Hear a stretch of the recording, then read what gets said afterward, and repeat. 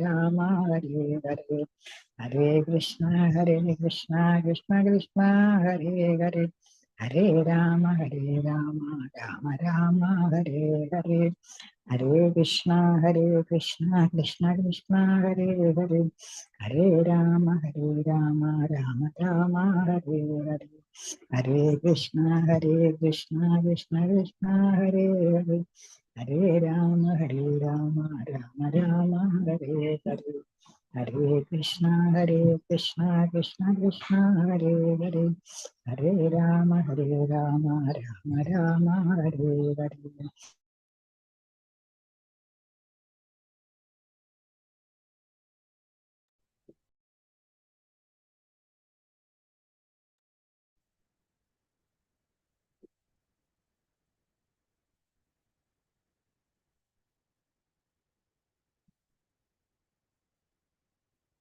ഹരേ കൃഷ്ണ. രാധാഗോവിന്ദ മന്ദിര ക്ലാസ്സിലേക്ക് സ്വാഗതം.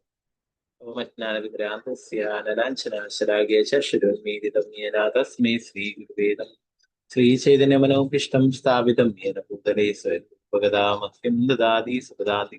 വന്ദേഹം ശ്രീഗുരു ശ്രീയുതാപദകമലം ശ്രീഗുരു വൈഷ്ണവാംശ ശ്രീരൂപം സഗ്രജാതം സഗണരഘുനാഥാനിതം തം സജീവം സാദ്വൈതം സാവധൂതം പരിജനസഹിതം കൃഷ്ണചൈതന്യദേവം ശ്രീരാധാ കൃഷ്ണപാദാം സഗണലളിതാം ശ്രീവിശാഖാനിതാം.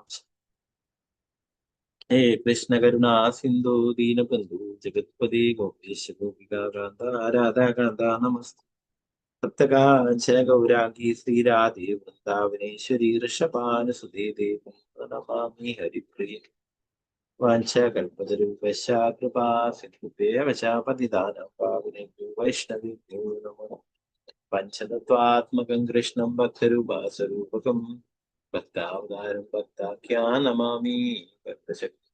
നിത്യാനന്ദമഹനവമി സർവാനന്ദകരം പരം ഹരിനാമപ്രദം ദേവം അവധൂത ശിരോമണി. മഹാവതിന്യായ കൃഷ്ണപ്രേമപ്രദായ കൃഷ്ണായ കൃഷ്ണ ചൈതന്യ നാമ്നേ ഗൗരതിഷേ നമോ വിഷ്ണുപാദായ കൃഷ്ണപൃഷ്ഠായ ഭൂതലേ ശ്രീമതേ ഭക്തിവേദാന്ത സ്വാമിന് നാമിനി നമസ്തേ സരസ്വതീ ദേവി ഗൗരവാണി പ്രചാരിണേ നിർവിശേഷ ശൂന്യവാദി പാശ്ചാത്യ ദേശധാരിണി. ജയ ശ്രീകൃഷ്ണ ചൈതന്യ പ്രഭു നിത്യാനന്ദ ശ്രീ അദ്വൈത ഗദാധര ശ്രീവാസാദി ഗൗരഭക്തവൃന്ദ. ഹരേ കൃഷ്ണ കൃഷ്ണ കൃഷ്ണ ഹരേ ഹരേ. ഹരേ രാമ രാമ രാമ ഹരേ ഹരേ. ഗുരുവേ ഗൗരചന്ദ്രായ രാധികായ ദദാതേ കൃഷ്ണായ കൃഷ്ണഭക്തായ തദ്ഭക്തായ നമോ. പ്രഭുപാദ ജയനായ ഗുരുബ്രഹ്മാനന്ദി ഹരേ. ഹരേ കൃഷ്ണ. അതേകബന്ധൂ മത്സംഗിൻ മദ്ഗുരു മന്മഹാദന നിഷ്ഠാരകമദ്ഭാഗ്യമദാനന്ദ നമസ്തുതേ. ഗ്രന്ഥരായ ശ്രീമദ് ഭാഗവതം. ശ്രീമദ് ഭാഗവതം അഷ്ടമസ്കന്ധം 18-ാം അധ്യായമാണ് ഇന്ന് എടുക്കുന്നത്. വാമനദാദശി അല്ലെ, വാമനദേവന്റെ അവതാര ദിനമാണ്. അപ്പൊ അതുകൊണ്ട് തന്നെ നമുക്ക് വാമനദേവനെ കുറിച്ച്, അവതാരത്തെ കുറിച്ചുള്ള കുറച്ച് കാര്യങ്ങൾ നോക്കാം.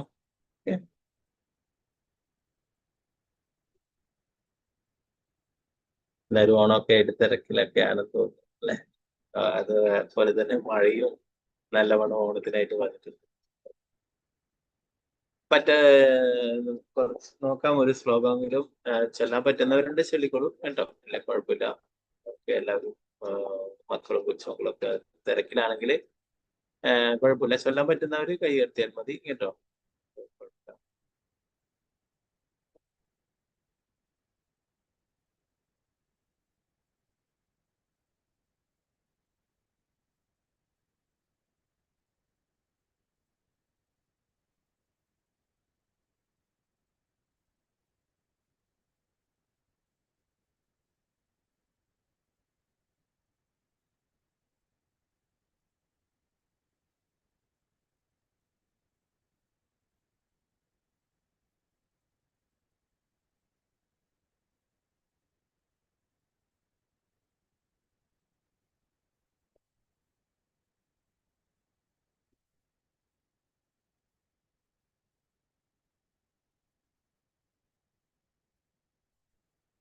ഭഗവാന്റെ മനോഹരമായിട്ടുള്ള ഭാവന രൂപം അല്ലെ. ഭഗവാൻ പല ലീലകൾ ചെയ്യാൻ പല രൂപത്തിൽ അവതരിക്കും അല്ലെ. അപ്പൊ ഇവിടെ ഒരു ചെറിയ ബ്രാഹ്മണ കുട്ടിയുടെ ഭഗവാൻ അവതരിച്ചു അല്ലെ. അതിനെ കുറിച്ചിട്ട് ശ്രീമദ് ഭാഗവതം 8ാം സ്കന്ധത്തിലെ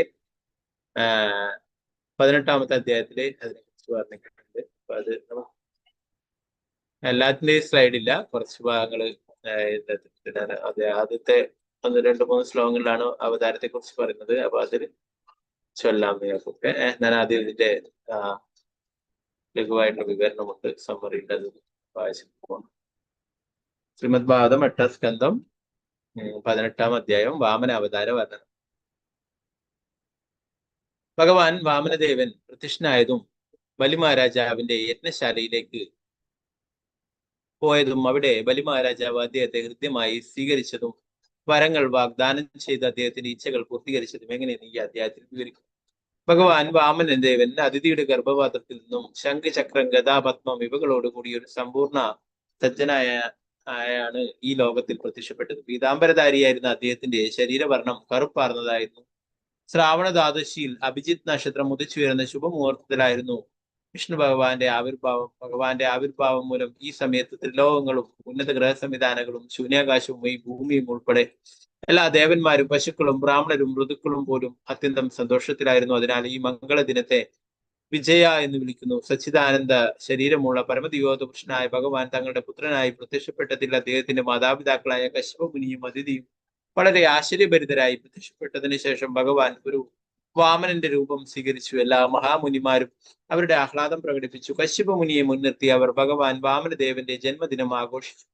ഭഗവാൻ വാമനദേവൻ അദ്ദേഹത്തിന്റെ ഉപനയന ദിവസം സൂര്യദേവൻ, ബൃഹസ്പതി, ഭൂമിയുടെ അധിഷ്ഠാന ദേവത, സ്വർഗീയ ഗ്രഹങ്ങളുടെ മൂർത്തി, അദ്ദേഹത്തിന്റെ മാതാവ് ബ്രഹ്മദേവൻ, കുബേരൻ, സപ്തർഷികൾ തുടങ്ങിയവരാൽ ആദരിക്കപ്പെട്ടു. ഭഗവാൻ വാമനദേവൻ പിന്നീട് നർമ്മദാ നദിയുടെ ഉത്തരഭാഗത്തുള്ള ഭൃഗുകുലത്തിലെ ബ്രാഹ്മണർ യജ്ഞങ്ങൾ അനുഷ്ഠിക്കുന്ന ഭൃഗുകച്ചം എന്നറിയപ്പെടുന്ന സ്ഥലത്തുള്ള യജ്ഞശാല സന്ദർശിച്ചു. അരയിൽ മുജ്ജക്കയർ കൊണ്ടുള്ള കച്ചിയും മാൻതോൽ കൊണ്ടുള്ള ഉത്തരീയവും പൂണൂലും ധരിച്ച് കൈകളിൽ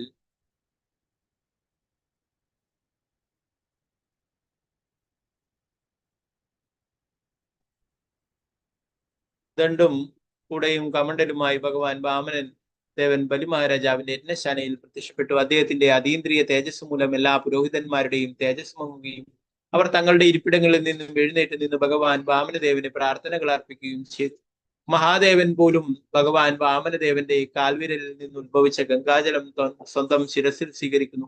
അതിനാൽ ബലി മഹാരാജാവ് ഭഗവാന്റെ പാദങ്ങൾ കഴുകിയ ഉടൻ ആ ജലം തന്റെ ശിരസിൽ സ്വീകരിച്ചു. അതുമൂലം താനും തന്റെ പൂർവികരും മഹത്വമുള്ളവരായതായി അദ്ദേഹത്തിന് അനുഭവപ്പെട്ടു. അതിനുശേഷം ഭഗവാൻ വാമനദേവന്റെ ക്ഷേമാന്വേഷണം നടത്തി ബലി മഹാരാജാവ് ധനമോ ആഭരണങ്ങളോ അദ്ദേഹം ഇച്ഛിക്കുന്നത് എന്തും ആവശ്യപ്പെട്ടുകൊള്ളാൻ അഭ്യർത്ഥിച്ചു. ശ്രീ പ്രഭുപാദ 1ാമത്തെ ശ്ലോകം നോക്കാം.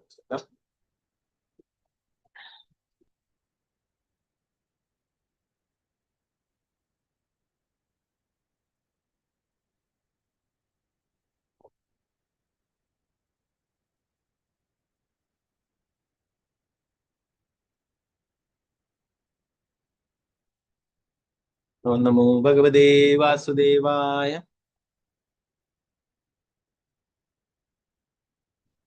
ശ്രീശുഗോവാച ഇത്തം വിരിഞ്ചസ്തുതു കർമ്മ വീര്യഃ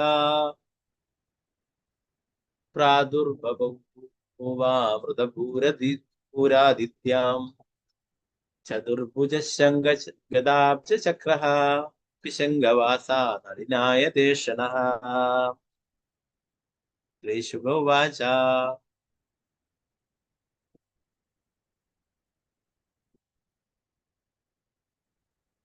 ഇത്തം വിരിഞ്ചസ്തുത കർമ്മ വീര്യഃ പ്രാദുർഭവാമൃതപുർഹദിത്യാം ചതുർഭുജ ശംഖ ഗദാബ്ജ ചക്രഃ പിശംഗവാസാ നളിനായ ദേശനാ.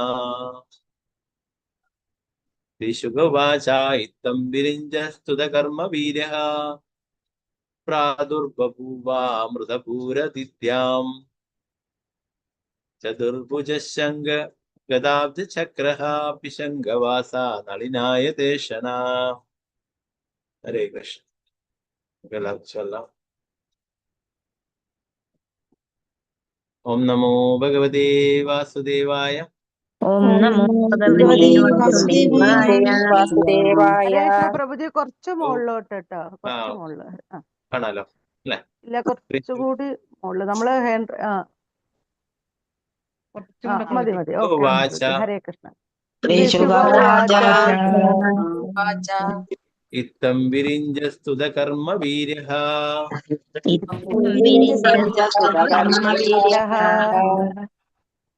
പ്രാദുർബഭൂവാമൃതപൂരദിത്യാം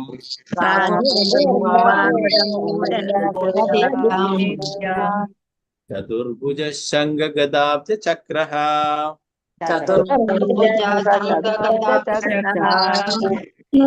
ശംഖവാസാ നളിനായ ദേഷണഃ.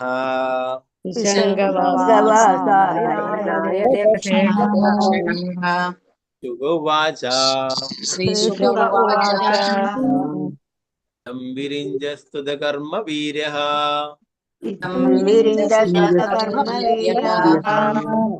प्रादुर्बभूवामृतभूरदित्याम्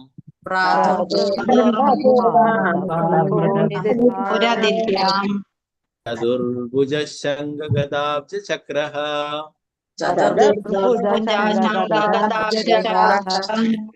शङ्खवासा नलिनाय देशनः.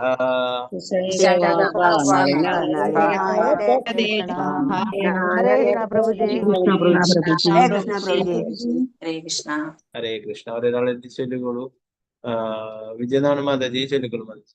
ഹരേ കൃഷ്ണ. ഹരേ കൃഷ്ണ പ്രഭുജി. ഓം നമോ ഭഗവതേ വാസുദേവായ. ശ്രീശുക ഉവാച. ഇത്തം വിരിഞ്ജസ്തുത കർമ്മ വീര്യഃ പ്രാദുർബഭൂവാമൃതഭൂരദിത്യാം ചതുർഭുജ ശംഖഗദാബ്ജ ചക്രഃ പിശംഗവാസ നളിനായ ദേഷണ. ഹരേ കൃഷ്ണ പ്രഭുജി. കൃഷ്ണ. സുവർണപ്രഭ മാതാജി ചൊല്ലിക്കോളൂ മാതാജി. ഹരേ കൃഷ്ണ. ഓം നമോ ഭഗവതേ വാസുദേവായ. ശ്രീശുക ഉവാച. ഇത്തം വിരിഞ്ജസ്തുത കർമ്മ വീര്യഃ പ്രാദുർബഭൂവാമൃതഭൂരദിത്യാം ചതുർഭുജ ശംഖഗദാബ്ജ ചക്രഃ പിശംഗവാസ നളിനായ തീക്ഷണഃ. കൃഷ്ണ പ്രഭുജി. ഹരേ കൃഷ്ണ.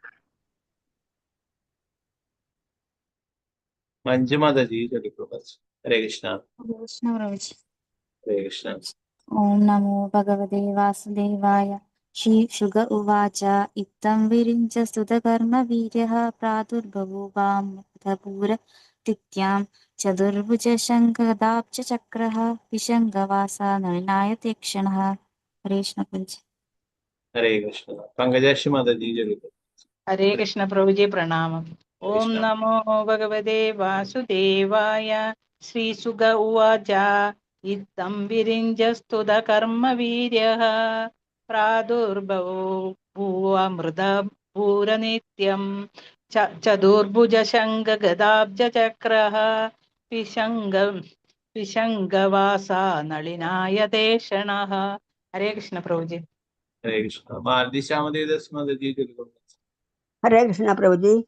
ഹരേ കൃഷ്ണ. ഓം നമോ ഭഗവതേ വാസുദേവായ. ശ്രീശുക ഉവാച. ഇത്തം വിരിഞ്ജസ്തുത കർമ്മ വീര്യ പ്രാദുർബഭുവാമൃതഭൂരദിത്യാം ചതുർഭുജ ശംഖഗദാബ്ജ ചക്ര വിശംഗവാസ നളിനായ ദേക്ഷണഃ. ഹരേ കൃഷ്ണ പ്രഭുജി. ഹരേ കൃഷ്ണ പ്രഭുജി. ഓം നമോ ഭഗവതേ വാസുദേവായ. ശ്രീശുക ഉവാച. ഇത്തം വിരിഞ്ജസ്തുത കർമ്മ വീര്യഃ പ്രാദുർബഭൂവാമൃതഭൂരദിത്യാം ചതുർഭുജ ശംഖഗദാബ്ജ ചക്രഃ പിശംഗവാസ നളിനായ ദേഷണഃ. ഹരേ കൃഷ്ണ പ്രഭുജി. ഹരേ കൃഷ്ണ. രമണി മാതാജി ചൊല്ലിക്കോളൂ.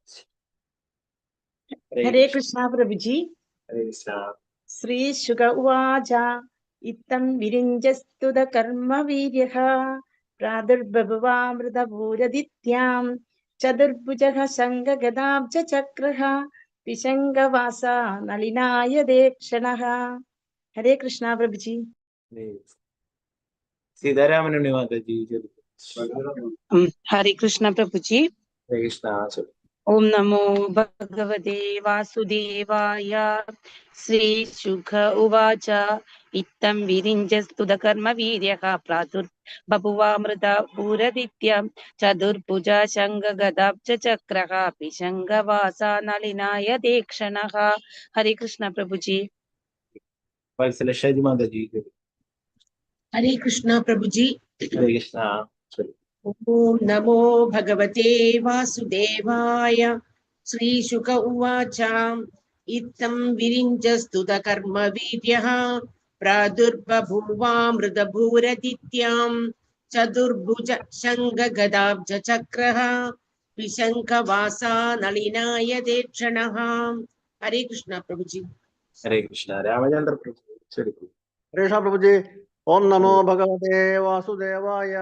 ശ്രീശുക ഉവാച ഇത്തം വിരിഞ്ജസ്തുത കർമ്മവീര്യഃ പ്രാദുർബഭൂവാമൃതഭൂരദിത്യാം ചതുർഭുജ ശംഖഗദാബ്ജ ചക്രഃ പിശംഗവാസാ നളിനായ ദേക്ഷണഃ. ഹരേ കൃഷ്ണ പ്രഭുജി. ഹരേ കൃഷ്ണ. നിർമ്മല മാതാജി. ഹരേ കൃഷ്ണ പ്രഭുജി. ഹരേ കൃഷ്ണ. ശരി. ഓം നമോ ഭഗവതേ വാസുദേവായ. ശ്രീശുക ഉവാച ഇത്തം വിരിഞ്ജസ്തുത കർമ്മവീര്യഃ പ്രാദുർബഭുവാമൃതഭൂരദിത്യാം ചതുർഭുജ ശംഖഗദാബ്ജ ചക്രഃ പിശംഗവാസാ നളിനായ ദേക്ഷണഃ. ഹരേ കൃഷ്ണ പ്രഭുജി. ഹരേ കൃഷ്ണ. സിന്ധു മാതാജി. ഹരേ കൃഷ്ണ പ്രഭുജി പ്രണാമം. ഓം നമോ ഭഗവതേ വാസുദേവായ. ശ്രീശുകവാച ഇത്തം വിരിഞ്ജസ്തുത കർമ്മവീര്യഃ പ്രാദുർബഭൂവാമൃതഭൂരദിത്യാം ചതുർഭുജ ശംഖഗദാബ്ജ ചക്രഃ പിശംഖവാസാ നളിനായ ദേക്ഷണഃ. ഹരേ കൃഷ്ണ പ്രഭുജി. ഹരേ കൃഷ്ണ. ശാരദ ശുഭാസന ദേവദാസ് മാതാജി. ഹരേ കൃഷ്ണ. ഹരേ കൃഷ്ണ പ്രഭുജി. ഓം നമോ ഭഗവതേ വാസുദേവായ. ശ്രീശുകോവാച ഇത്തം വിരിഞ്ജസ്തുത കർമ്മവീര്യഃ പ്രാദുർബഭൂവാമൃതഭൂരദിത്യാം ചതുർഭുജ ശംഖഗദാബ്ജ ചക്രഃ പിശംഖവാസാ നളിനായ ദേക്ഷണഃ. ഹരേ കൃഷ്ണ. ഹരേ കൃഷ്ണ. തങ്കമണി മാതാജി. ഹരേ കൃഷ്ണ പ്രഭുജി. ഹരേ കൃഷ്ണ. ഓം നമോ ഭഗവതേ വാസുദേവായ. ശ്രീശുക ഉവാച ഇത്തം വിരിഞ്ജസ്തുത കർമ്മവീര്യഃ പ്രാദുർബഭൂവാമൃതഭൂരദിത്യാം ചതുർഭുജ ശംഖഗദാബ്ജ ചക്രഃ ശ്രീശംഖവാസാ നളിനായ ദേക്ഷണഃ. ഹരേ കൃഷ്ണ. ഹരേ കൃഷ്ണ. വിജയ ദേവദാസ് മാതാജി. ഹരേ കൃഷ്ണ മാതാജി. ഹരേ കൃഷ്ണ പ്രഭുജി. ഓം നമോ ഭഗവതേ വാസുദേവായ. ശ്രീശുക ഉവാച ഇത്തം വിരിഞ്ജസ്തുത കർമ്മവീര്യഃ പ്രാദുർബഭൂവാമൃതഭൂരദിത്യാം ചതുർഭുജ ശംഖഗദാബ്ജ ചക്രഃ പിശംഖവാസാ നളിനായ ദേക്ഷണഃ. ഹരേ കൃഷ്ണ. ഹരേ കൃഷ്ണ. വസന്ത മാതാജി. ഹരേ കൃഷ്ണ പ്രഭുജി. ഹരേ കൃഷ്ണ. ശരി. ഓം നമോ ഭഗവതേ വാസുദേവായ. ശ്രീശുക ഉവാച ഇത്തം വിരിഞ്ജസ്തുത കർമ്മവീര്യഃ പ്രാദുർബഭൂവാമൃതഭൂരദിത്യാം ചതുർഭുജ ശംഖഗദാബ്ജ ചക്രഃ പിശംഖവാസാ നളിനായ ദേക്ഷണഃ. ഹരേ കൃഷ്ണ പ്രഭുജി. ഹരേ കൃഷ്ണ. ഉഷാമാതാജി. ഹരേ കൃഷ്ണ പ്രഭുജി. ഹരേ ഹരേ കൃഷ്ണ. കൃഷ്ണ. ഓം നമോ ഭഗവതേ വാസുദേവായ. ശ്രീശുക ഉവാച ഇത്തം വിരിഞ്ജസ്തുത കർമ്മവീര്യഃ പ്രാദുർബഭൂവാമൃതഭൂരദിത്യാം ചതുർഭുജ ശംഖഗദാബ്ജ ചക്രഃ പിശംഖവാസാ നളിനായ ദേക്ഷണഃ. ഹരേ കൃഷ്ണ പ്രഭുജി. ഹരേ കൃഷ്ണ. ഹരേ കൃഷ്ണ. അംബിക കേശവി ദേവദാസ് മാതാജി. ഹരേ കൃഷ്ണ. ഹരേ കൃഷ്ണ. ഹരേ കൃഷ്ണ പ്രഭുജി. ഹരേ കൃഷ്ണ. ശരി. ഓം നമോ ഭഗവതേ വാസുദേവായ. ശ്രീശുക ഉവാച ഇത്തം വിരിഞ്ജസ്തുത കർമ്മവീര്യഃ പ്രാദുർബഭൂവാമൃതഭൂരദിത്യാം ചതുർഭുജ ശംഖഗദാബ്ജ ചക്രഃ പിശംഖവാസാ നളിനായ ദേക്ഷണഃ. ഹരേ കൃഷ്ണ പ്രഭുജി. ഹരേ കൃഷ്ണ. ഭാരതി അമ്മ മാതാജി. ഹരേ കൃഷ്ണ പ്രഭുജി. ഓം നമോ ഭഗവതേ വാസുദേവായ. ശ്രീശുക ഉവാച ഇത്തം വിരിഞ്ജസ്തുത കർമ്മവീര്യഃ പ്രാദുർബഭൂവാമൃതഭൂരദിത്യാം ചതുർഭുജ ശംഖഗദാബ്ജചക്രഃ ത്രിശങ്കവാസ നളിനായതേക്ഷണഃ. ഹരേ കൃഷ്ണ. ഹരേ കൃഷ്ണ. ശാരദജി നമ്പൂതിരി മാതാജി, ഹരേ കൃഷ്ണ മാതാജി. ഹരേ കൃഷ്ണ പ്രഭുജി. ഹരേ കൃഷ്ണ. ഓം നമോ ഭഗവതേ വാസുദേവായ. ശ്രീശുക ഉവാച ഇത്തം വിരിഞ്ജസ്തുത കർമ്മവീര്യഃ പ്രാദുർബഭൂവാമൃതപൂരദിത്യാം ചതുർഭുജ ശംഖഗദാബ്ജചക്രഃ വിശങ്കവാസ നളിനായതേക്ഷണഃ. ഹരേ കൃഷ്ണ പ്രഭുജി. ഹരേ കൃഷ്ണ. ശോഭാപ്രതി മാതാജി, ചലിക്കുള മാതാജി. ഹരേ കൃഷ്ണ. ഹരേ കൃഷ്ണ പ്രഭുജി. ഓം നമോ ഭഗവതേ വാസുദേവായ. ശ്രീശുകവാച ഇത്തം വിരിഞ്ജസ്തുത കർമ്മവീര്യഃ പ്രാദുർബഭൂമൃതാത് പുരാദിത്യാം ചതുർഭുജ ശംഖഗദാബ്ജചക്രഃ വിശങ്കവാസ നളിനായതേക്ഷണ. ഹരേ കൃഷ്ണ. ഓക്കെ, മറ്റുള്ളവർക്ക് അടുത്ത ശ്ലോകങ്ങൾ വായിക്കാം. അടുത്ത ശ്ലോകങ്ങൾ ചൊല്ലാം കേട്ടോ. ഭഗവാനെ കുറിച്ച് വർണ്ണിക്കുന്നത് തന്നെയാണ്. അതിന്റെ വിവർത്തനം മാത്രമേ ഞാൻ വായിച്ചിട്ട് പോവാം. നമുക്ക് തീരില്ല. ശുഭദേവ ഗോസ്വാമി വിവർത്തനം ഭാവാർത്ഥ ശുഭദേവ ഗോസ്വാമി പറഞ്ഞു, ബ്രഹ്മദേവൻ പരമോന്നതനായ ഭഗവാന്റെ കർമ്മങ്ങളെയും ശക്തിയെയും വെളുത്തിക്കൊണ്ട് അപ്രകാരം സംസാരിച്ചതിന് ശേഷം ഒരു സാധാരണ മനുഷ്യജീവിയെ പോലെ ഒരിക്കലും മൃത്യുവിന് വിഷയീഭവിക്കുകയില്ലാത്ത പരമദിവ്യത്വ പുരുഷനായ ഭഗവാൻ അതിഥിയുടെ ഗർഭത്തിൽ നിന്നും പ്രത്യക്ഷനായി. അദ്ദേഹത്തിന്റെ 4 കൈകളും ശംഖ്, ചക്ര, ഗദ, പത്മങ്ങളാൽ അലങ്കരിക്കപ്പെട്ടിരുന്നു. പീതാംബരധാരിയായിരുന്ന അദ്ദേഹത്തിന്റെ കണ്ണുകൾ വിരിയുന്ന പത്മങ്ങൾ പോലെ കാണപ്പെട്ടു. ഈ ശ്ലോകത്തിലെ അമൃത ബഹു എന്ന വാക്ക് വളരെ പ്രാധാന്യമുള്ളതാണ്. ഭഗവാൻ ചിലപ്പോൾ ഒരു സാധാരണ കുട്ടിയെ പോലെ ജന്മമെടുത്ത് പ്രത്യക്ഷപ്പെടാറുണ്ടെങ്കിലും അദ്ദേഹം ജനമൃതികൾക്കോ അല്ലെങ്കിൽ വാർദ്ധക്യത്തിനോ വിഷയീഭവിക്കുമെന്ന് അതിനർത്ഥമില്ല.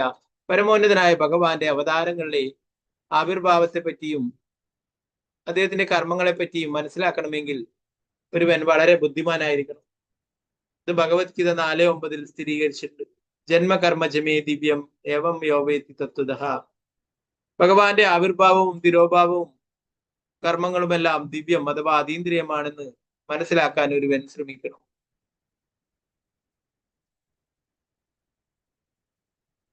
ഭൗതിക കർമ്മങ്ങളുമായി ഭഗവാന് ബന്ധമില്ല. ഭഗവാന്റെ ആവിർഭാവവും തിരോഭാവവും കർമ്മങ്ങളും ഗ്രഹിക്കുന്ന ഒരുവൻ തൽക്ഷണം മോചിതനാകൂ. അവൻ ശരീരം ഉപേക്ഷിച്ചതിന് ശേഷം വീണ്ടും ഒരിക്കലും ഒരു ഭൗതിക ശരീരം സ്വീകരിക്കേണ്ടി വരില്ല. അവൻ ആധ്യാത്മിക ലോകത്തിലേക്ക് മാറ്റപ്പെടും. തത്വാദേഹം പുനർജന്മ നൈതിമാമേതി സ്വാർജന. രണ്ടാമത്തെ ശ്ലോകം നമുക്ക് നോക്കാം.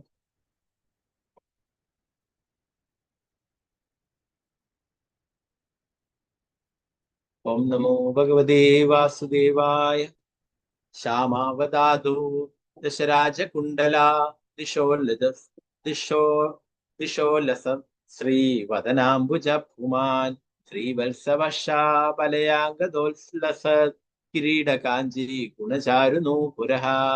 ശ്യാമാവതാദോ ദശരാജകുണ്ടല ദിശോലസ ശ്രീവദനാംബുജ ഭൂമാൻ ശ്രീവത്സവശാബലയാംഗദോത്സലസ കിരീടകാഞ്ചി ഗുണചാരുനൂപുരഃ. ഹരേ കൃഷ്ണ. നേരത്തെ ചൊല്ലാൻ ബാക്കിയുള്ള അനിത മാതാജി ചൊല്ലിക്കൊള്ളു. ഹരേ കൃഷ്ണ.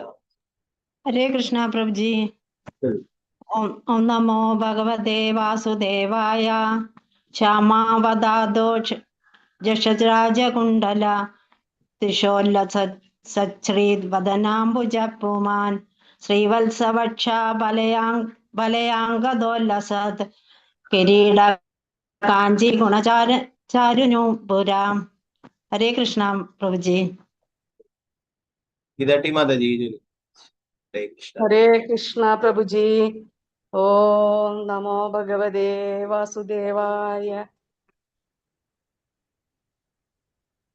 ശ്യാമാവതാദോ ജഷരാജകുണ്ടല ദുഷോല്ലസശ്രീവദനാംബുജ പുമാൻ ശ്രീവത്സവക്ഷബലയാംഗദോല്ലസത് കിരീടകാഞ്ചി ഗുണചാരുനൂപുരഃ.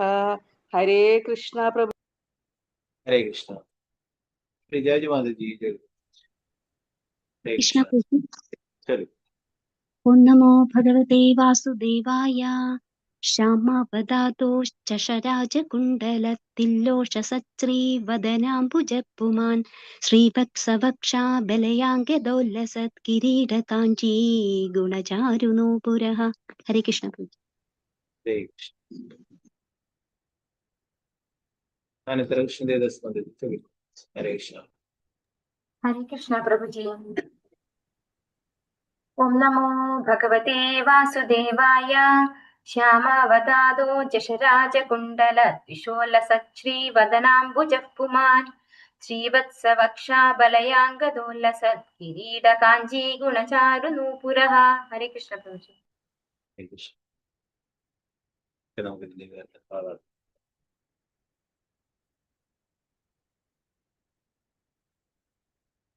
പരമദിവ്യപുരുഷനായ ഭഗവാന്റെ തിരുവേണി ശ്യാമവർണ്ണത്തോടു കൂടിയതും അപാകതകളിൽ മുക്തവുമായിരുന്നു. അദ്ദേഹത്തിന്റെ വദനാംബുജം മകരമത്സ്യങ്ങളുടെ ആകൃതിയിലുള്ള കുണ്ടലങ്ങളുടെ കാന്തിയാൽ ഉജ്ജ്വലദീപ്തമായിരുന്നു. ഭഗവാന്റെ വക്ഷസിൽ ശ്രീവത്സമുദ്ര കാണപ്പെട്ടു. അദ്ദേഹം കൈകളിൽ വളകളും തോൾക്കാപ്പുകളും ശിരസിൽ കിരീടവും അരക്കച്ചയും മാറിൽ കുറുകെ പൂണൂലും പാദപങ്കജങ്ങളിൽ പാദസരങ്ങളും ധരിച്ചിരുന്നു.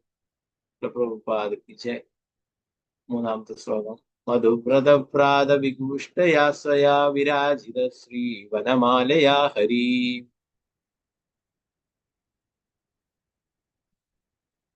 പ്രജാപതേർവേശ്മതമാം സരോജിഷാ വിനാശയൻ കണ്ട നിവിഷ്ട കൗസ്തുഭഃ.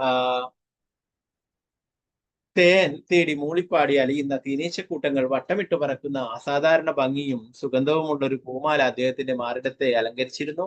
കൗസ്തുഭരത്നം കഴുത്തിലണിഞ്ഞ് ഭഗവാൻ പ്രത്യക്ഷനാകവേ അദ്ദേഹത്തിന്റെ അത്യുജ്വല തേജസ്സിനാൽ കശ്യപ പ്രജാപതിയുടെ ഗൃഹത്തിലെ അന്ധകാരം തുടച്ചു നീക്കപ്പെട്ടു. നാലാമത്തെ ശ്ലോകം. ദിശപ്രസേതു സലിലാശയസ്തദാ പ്രജാപ്രഹൃഷ്ടാർദവോ ഗുണാന്വിതഃ ഗൗരന്തരീക്ഷം ശിതിരഗ്നിജിഹ്വാ ഗാവോ ദിജാ സഞ്ജകൃഷുർനഗാശ. അതിന് ശേഷമുള്ളത് ഞാൻ വായിക്കാം. അതിന്റെ സ്ലൈഡ്. ആ സമയത്ത് സർവ്വദിക്കുകളിലും നദികളിലും സമുദ്രങ്ങളും പോലെയുള്ള ജലാശയങ്ങളും സകലരുടെയും ഹൃദയങ്ങളിലും സന്തോഷമുണ്ടായി. എല്ലാ ഋതുക്കളും അവയുടെ ഗുണങ്ങൾ പ്രദർശിപ്പിച്ചു. ഉന്നത ഗ്രഹ സംവിധാനങ്ങളിലെയും അന്തരീക്ഷങ്ങളിലെയും ഭൂമിയിലെയും സർവ്വ ജീവസത്തകളെയും ആഹ്ലാദിച്ചു. ദേവന്മാരും ഗോക്കളും ബ്രാഹ്മണരും മലകളും പർവ്വതങ്ങളുമെല്ലാം സന്തോഷപൂർണരായി.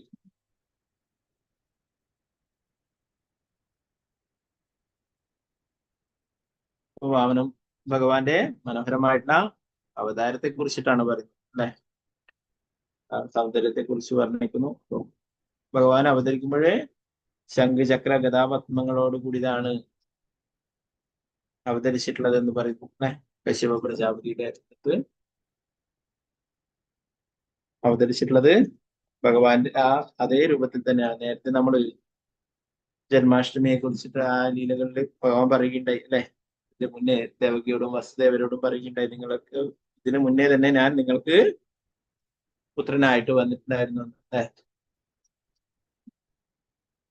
കൃഷ്ണിക്കും സുതവസ്സനും പുത്രനായിട്ട് വരികയുണ്ടായെന്ന് പറഞ്ഞു അല്ലെ. കൃഷ്ണി ഗർഭനായിട്ട് പിന്നീട് പറഞ്ഞു. അതിഥിക്കും കശ്യപനും പുത്രനായിട്ട് വാമനമൂർത്തിയായിട്ട് വരികയുണ്ടായെന്ന് പറഞ്ഞു അല്ലെ. അങ്ങനെ ഇത് പിന്നീടാണ് ദേവകിയും അവര് തന്നെയാണ് പിന്നീട് ദേവകിയും വസുദേവരുമായപ്പോൾ ഭഗവാൻ അവതരിച്ചിട്ടുള്ളത് അല്ലെ. അപ്പോ നേരത്തെ നമ്മൾ ജന്മാഷ്ടമി അല്ലെ, അതിപ്പോ ഇപ്പോഴ് വാമനമൂർത്തിയുടെ ആ അവതാരത്തെ കുറിച്ച്. അപ്പോ ദേവകിയും വസുദേവരും തന്നെയാണ് മുന്നുള്ള ജന്മത്തില് കശ്യപനും കശ്യപ പ്രജാപതിയും അതിഥിയുമായിട്ടുള്ളത്. അത് അവർ തന്നെയാണ് പ്രശ്നിയും സുതപസ്സുമായിട്ടുണ്ടായിരുന്നെല്ലാം അല്ലെ. അപ്പൊ അവരുടെ തപസ്സില് ഭഗവാൻ സന്തോഷിച്ചു അല്ലെ. അവര് 3 പ്രാവശ്യം അല്ലെ അങ്ങേപ്പോൾ ഒരു പുത്രൻ വേണം, അങ്ങേപ്പോൾ ഒരു പുത്രൻ വേണം എന്ന് പറയുകയും ഭഗവാൻ അങ്ങനെ അവർക്ക് 3 ജന്മങ്ങളിൽ പുത്രനായിട്ട് വരികയും ചെയ്യുകയുണ്ടായിരുന്നു. അപ്പൊ ഭഗവാനെ ഏത് രൂപത്തിൽ വേണമെങ്കിലും വരാം അല്ലെ. അപ്പൊ ഭഗവാൻ അവർക്ക് മുന്നിലെ ഒരു ബ്രാഹ്മണ കുട്ടിയായിട്ട് പിന്നീട് മാറുകയുണ്ടായിരുന്നു. ആദ്യം ഭഗവാന്റെ ശംഖചക്ര കഥാപത്മങ്ങളോട് കൂടിയാണ് പ്രത്യക്ഷനായത്. പിന്നീട് ഭഗവാൻ ഒരു ബ്രാഹ്മണ കുട്ടിയുടെ രൂപത്തിലേക്ക് മാറുകയുണ്ടായിരുന്നു. കമണ്ഡലും തണ്ടുമൊക്കെ മനോഹരമായിട്ട് രൂപം. നമുക്ക് അതിന്റെ ബാക്കി ഭാഗങ്ങൾ നോക്കാം. ഞാൻ അതിന്റെ വിവർത്തനം ഭാഗം നോക്കി പോവാം. നമുക്ക് അത്ര സമയമേ ഉണ്ടാവുള്ളൂ വായിക്കാൻ.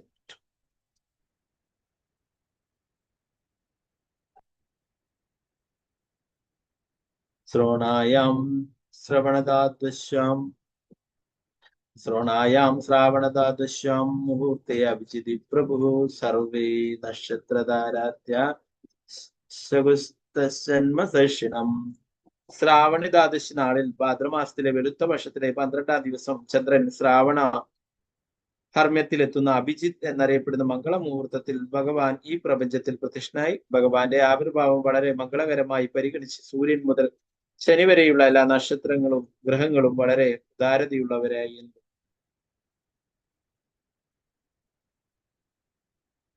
ഭാവാർത്ഥമേസി ഭക്തിവേദാന്ത സ്വാമി ശ്രീ പ്രഭുപാദ്.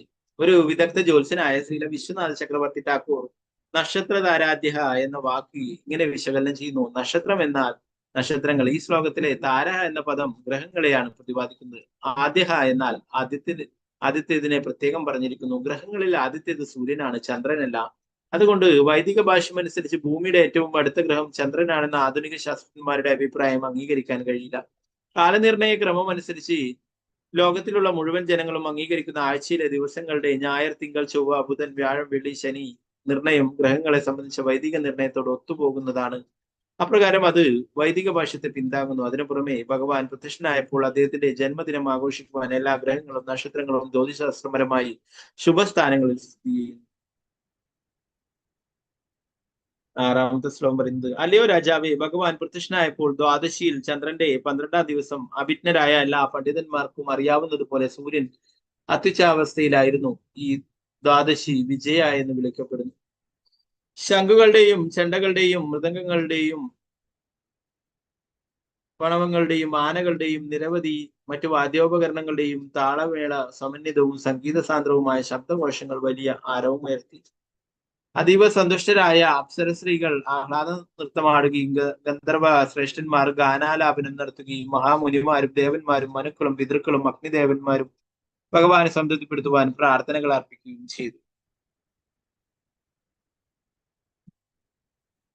ഭഗവാനെ മഹത്വപ്പെടുത്തുകയും വാഴ്ത്തുകയും ആനന്ദ നടനമാടുകയും ചെയ്യുന്നതോടൊപ്പം സിദ്ധന്മാരും വിദ്യാധരന്മാരും കിങ്പുരുഷന്മാരും കിന്നരന്മാരും ചാരണന്മാരും യക്ഷന്മാരും രാക്ഷസന്മാരും സുവർണന്മാരും സർപ്പശ്രേഷ്ഠന്മാരും ദേവന്മാരുടെ അനുയായികളുമെല്ലാം അതിഥിയുടെ ആശ്രമത്തെ പുഷ്പവൃഷ്ടിയാൽ മൂടി.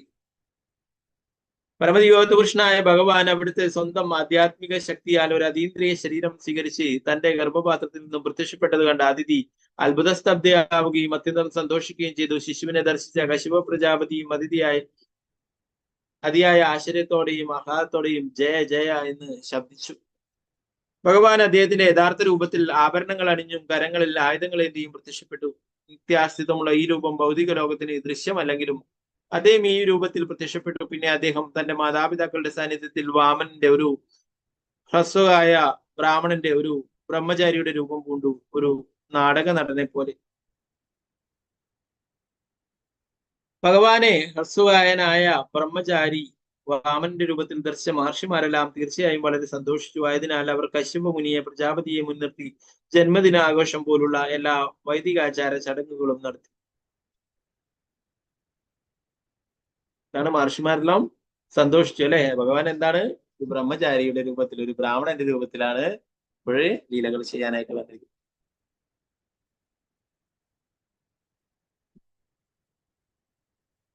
വാമനദേവന്റെ പൂണൂൽധാരണ ചടങ്ങിൽ സൂര്യദേവൻ സ്വയം ഗായത്രി മന്ത്രം ജപിച്ചു. ബൃഹസ്പതി പൂണൂലും കശ്യപമുനി വൈക്കോൽ കൊണ്ടുള്ള ഒരു അരക്കച്ചിയും സമ്മാനിച്ചു.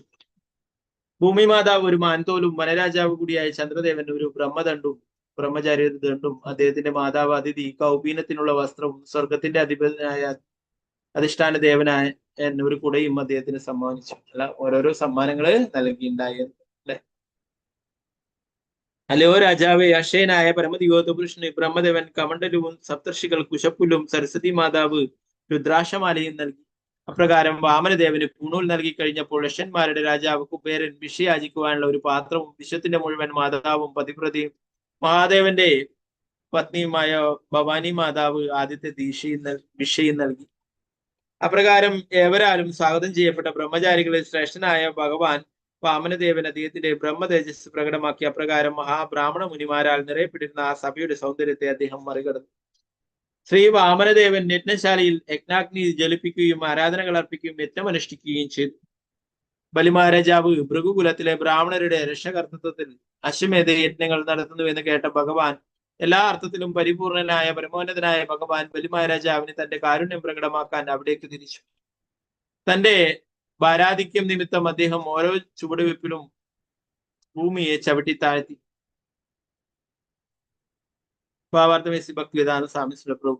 പരമദിവ്യ പുരുഷൻ ഭഗവാൻ അഖില സാര സമൃദ്ധനാണ്. മറ്റു വാക്കുകളിൽ അദ്ദേഹം ഈ ഭൗതിക ലോകത്തിൽ അനിവാര്യമായ സകലത്തിന്റെ ഉടമയാണ്. അപ്രകാരം ഭഗവാൻ ബലിമഹാരാജാവിന്റെ അടുത്തേക്ക് പോയത് ചിലത് യാചിക്കുവാനായിരുന്നെങ്കിലും അദ്ദേഹം സദാ പരിപൂർണനും ആരോടും ഒന്നും യാചിക്കേണ്ട ആവശ്യമില്ലാത്തവനുമാണ്. തീർച്ചയായും ഭഗവാന്റെ ശക്തി അത്രയധികമായതിനാൽ അദ്ദേഹത്തിന്റെ പൂർണ്ണമായ ഐശ്വര്യത്താൽ അവിടുന്ന് ഓരോ ചുവടുവെപ്പിലും ഭൂമിയെ ചവിട്ടി താഴ്ത്തിക്കൊണ്ടിരുന്നു.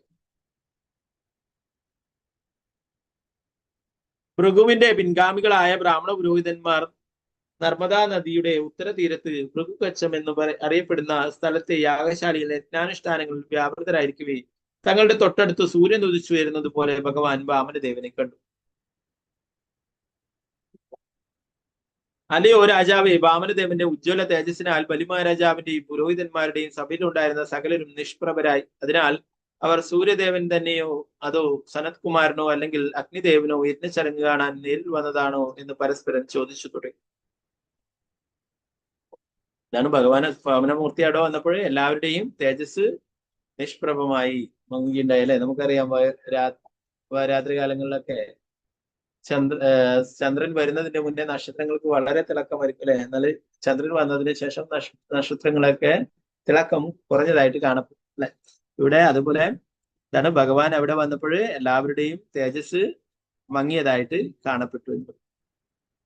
ഭൃഗുകുലത്തിലെ പുരോഹിതന്മാരും ശിഷ്യന്മാരും പല വിധത്തിൽ സംസാരിക്കുകയും തർക്കുകയും ചെയ്യുന്നതിനിടെ പരമദിവ്യ പുരുഷൻ ഭഗവാൻ വാമനദേവൻ ദണ്ടും കുടയും ജലം നിറച്ച കമണ്ഡലവും കൈകളിലേന്തി അശ്വമേധ യജ്ഞശാലയിലേക്ക് പ്രവേശിച്ചു. മുഞ്ചപ്പുല്ലിന്റെ അരക്കച്ചിയും പൂണൂലും മാൻതോൽ കൊണ്ടുള്ള വേൽവസ്ത്രവും ധരിച്ച് ജട കെട്ടിയ മുടിയോട് കൂടിയ ബ്രാഹ്മണ ബാലനായി ഭഗവാൻ വാമനദേവൻ യജ്ഞശാലയിലേക്ക് പ്രവേശിച്ചു. അദ്ദേഹത്തിന്റെ അത്യുജ്വലമായ തേജസ് എല്ലാ പുരോഹിതന്മാരുടെയും അവരുടെ ശിഷ്യന്മാരുടെയും ദേഹകാന്തിക്ക് മങ്ങലേൽപ്പിച്ചു.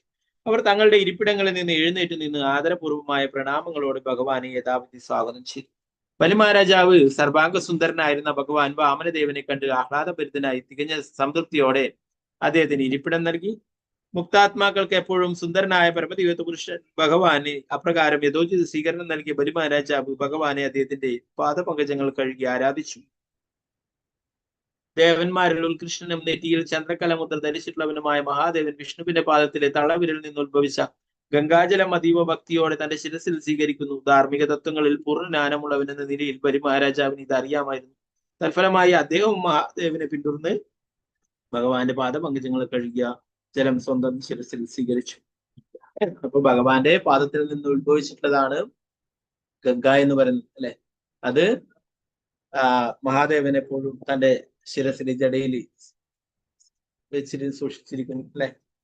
ഇപ്പോ ഒരു ആഭരണം പോലെ ശിരസിൽ അണിഞ്ഞിരിക്കുന്നു. അതുപോലെ ഇവിടെ എന്താ പറയുന്നത്, മഹാബലി ചക്രവർത്തിയും വാമനദേവന്റെ പാദങ്ങൾ കഴുകി ആ ജലം ശിരസിലേക്ക് തളിക്കുക. അതിനുവേണ്ടി ഭാവാർത്ഥം വരുന്നു. ഭാവാർത്ഥം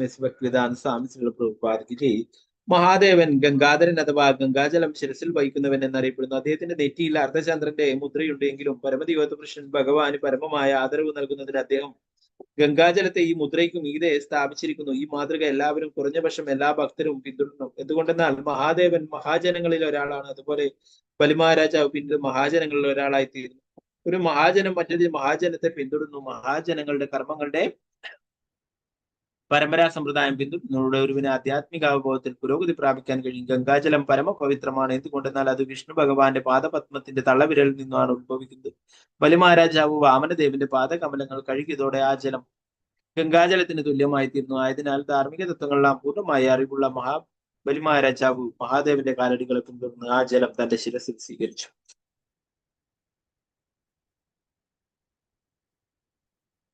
ശ്രീ ഓം നമോ ഭഗവതേ വാസുദേവായ. ശ്രീ ബലിരുവാച സ്വാഗതം തേ നമസ്തുഭ്യം ബ്രഹ്മൻ കിം കരവാമതേ ബ്രഹ്മർഷീണാം തപസ്സാശ്യാമന്യേ കാര്യാവപുർധരം.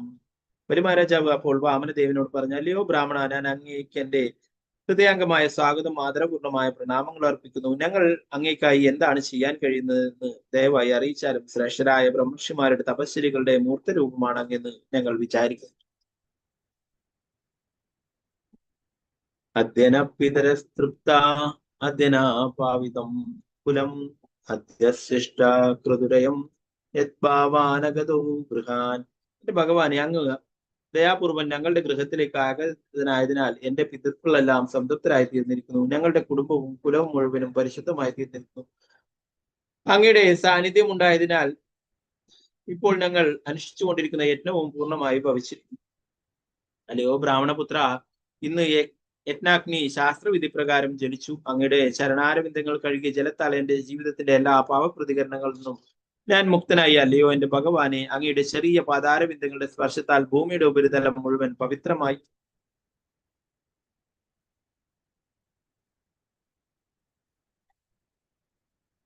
അതിൽ അവസാനത്തെ ശ്ലോകത്തിൽ പറയുന്നു, ഓം നമോ ഭഗവതേ വാസുദേവായ. യദ്യദ്വടോ വാഞ്ചസി തത്പ്രതീച്ഛമേ ത്വമാർത്തിനം വിപ്രസുതാനുതർക്കൈ കാഞ്ചനം ഗുണവത്താമ പൃഷ്ടം തദാ നപേയു മുദവാ വിപ്രകന്യാം ഗ്രാമാൻ സമൃത്താം സ്തുതരകാൻ ഗജാൻ വാ രതാം സദാർത്ഥമത്തമ സംപ്രതീക്ഷ. അല്ലയോ ബ്രാഹ്മണപുത്ര, അങ്ങ് ഇവിടെ വന്നത് എന്നോട് എന്തോ ആവശ്യപ്പെടാനാണെന്ന് തോന്നുന്നു. അതുകൊണ്ട് അങ്ങേക്ക് എന്തെല്ലാം ആവശ്യം ഉണ്ടെങ്കിലും എന്നിൽ നിന്ന് സ്വീകരിക്കുവാൻ. അല്ലയോ ആരാധനയ്ക്കർഹനായവരിൽ ഉത്തമനായവനെ പശുവോ സ്വർണമോ ഉപകരണങ്ങളാൽ സജ്ജീകരിക്കപ്പെട്ട ഭവനമോ സ്വാദിഷ്ടമായ ഭക്ഷണപദാർത്ഥ പാനീയങ്ങളോ പത്നിയാകുന്നതിന് ഒരു ബ്രാഹ്മണന്റെ പുത്രിയോ സമൃദ്ധിയുള്ള ഗ്രാമങ്ങളോ കുതിരകളോ ആനകളോ രഥങ്ങളോ അങ്ങനെ ആഗ്രഹിക്കുന്ന എന്ത് വേണമെങ്കിലും അങ്ങേക്ക് എന്നിൽ നിന്നും സ്വീകരിക്കാം. ശ്രീമദ് ഭാഗവതം 8-ാം സ്കന്ധത്തിലെ വാമന അവതാര വർണ്ണനം എന്ന 18-ാം അധ്യായത്തിന്റെ ഭക്തിവേദാന്ത ഭാഷ്യം ഇപ്രകാരം സമാപ്തം. ഒരു യജ്ഞങ്ങൾ നടത്തുമ്പോഴും അവിടെ എല്ലാ യജ്ഞങ്ങളും തീർന്നു കഴിഞ്ഞാലും എന്താണ്, ബ്രാഹ്മണർക്കൊക്കെ ദാനം നൽകണമെന്നാണ് അല്ലെ. അപ്പൊ ഇവിടെ ബ്രാഹ്മണൻ ബാലന്റെ രൂപത്തിലാണ് ഭഗവാൻ ഇവിടെ വന്നിരിക്കുന്നത് അല്ലെ. അപ്പൊ ബലിമഹാരാജാവ് പറയുന്നു, അങ്ങേക്ക് എന്ത് വേണോ അതൊക്കെ ഞാൻ നൽകാമെന്ന് പറയും അല്ലെ. എന്നാൽ ഭഗവാൻ ഇതൊന്നും ആവശ്യപ്പെട്ടില്ല അല്ലെ. അത് നമുക്ക് അടുത്ത് വരുന്ന അധ്യായങ്ങളുടെ സമ്മറി ഞാൻ വായിക്കാം. അത് മുഴുവനായിട്ട് എടുക്കാൻ നമുക്ക് സാധിക്കില്ല. അതുകൊണ്ട് പ്രഭുപാദരെ എന്താ പറയാ, നമ്മളെ പോലുള്ളവർക്ക് പ്രഭുപാദർ നൽകിയിട്ടുള്ളതാണ് ഈ ഒരു കാരുണ്യം അല്ലെ. നമുക്ക് ഭാഗവതം ഓരോ അധ്യായങ്ങളും മുഴുവനായിട്ട് വായിക്കാൻ കഴിയുന്നില്ലെങ്കിലും അതിന്റെ ഓരോ അധ്യായം തുടങ്ങുന്നതിന് മുന്നേ അതിന്റെ സമ്മറി കൊടുത്തിട്ടുണ്ട് പ്രഭുപാദർ. എന്താണ് ആ അധ്യായത്തിൽ ഉൾക്കൊള്ളിച്ചിരിക്കുന്നതെന്ന് അത് വായിച്ചാലെങ്കിലും നമുക്ക് ചെറിയ രീതിയിൽ മനസ്സിലാക്കാനായിട്ട് സാധിക്കും. അത് പ്രഭുപാദരുടെ മഹാകാരുണ്യമാണ്. ഓക്കെ, അതുകൊണ്ട് തന്നെ നമുക്ക് അതിന്റെ ആ സമ്മറി വായിച്ചിട്ട് പോവാം. ഓക്കെ, 19-ാമത്തെ അധ്യായം. വാമനമൂർത്തി ബലിമഹാരാജാവിന് ദാനം യാചിക്കുന്നു. ബലിമഹാരാജാവിനോട് ദാനം യാചിക്കുന്നു എന്നുള്ളതാണ് അധ്യായം. ഭഗവാൻ വാമനദേവൻ 3 ചുവട് ഭൂമി ദാനമായി ആവശ്യപ്പെട്ടതും ബലിമഹാരാജാവ് അദ്ദേഹത്തിന്റെ ആവശ്യം അംഗീകരിച്ചതും വാമനദേവന്റെ അഭ്യർത്ഥന സഫലമാക്കുന്നതെന്നും ശുക്രാചാര്യർ ബലിമഹാരാജാവിനെ വിലക്കിയതും എങ്ങനെയെന്ന് ഈ 19-ാം അധ്യായത്തിൽ വിവരിക്കുന്നു. വാമനദേവൻ ഒരു ബ്രാഹ്മണപുത്രനാണെന്ന് ചിന്തിച്ച ബലിമഹാരാജാവ് അദ്ദേഹത്തിന് ഇഷ്ടമുള്ളതെന്തും ആവശ്യപ്പെട്ടുകൊള്ളാൻ പറഞ്ഞു.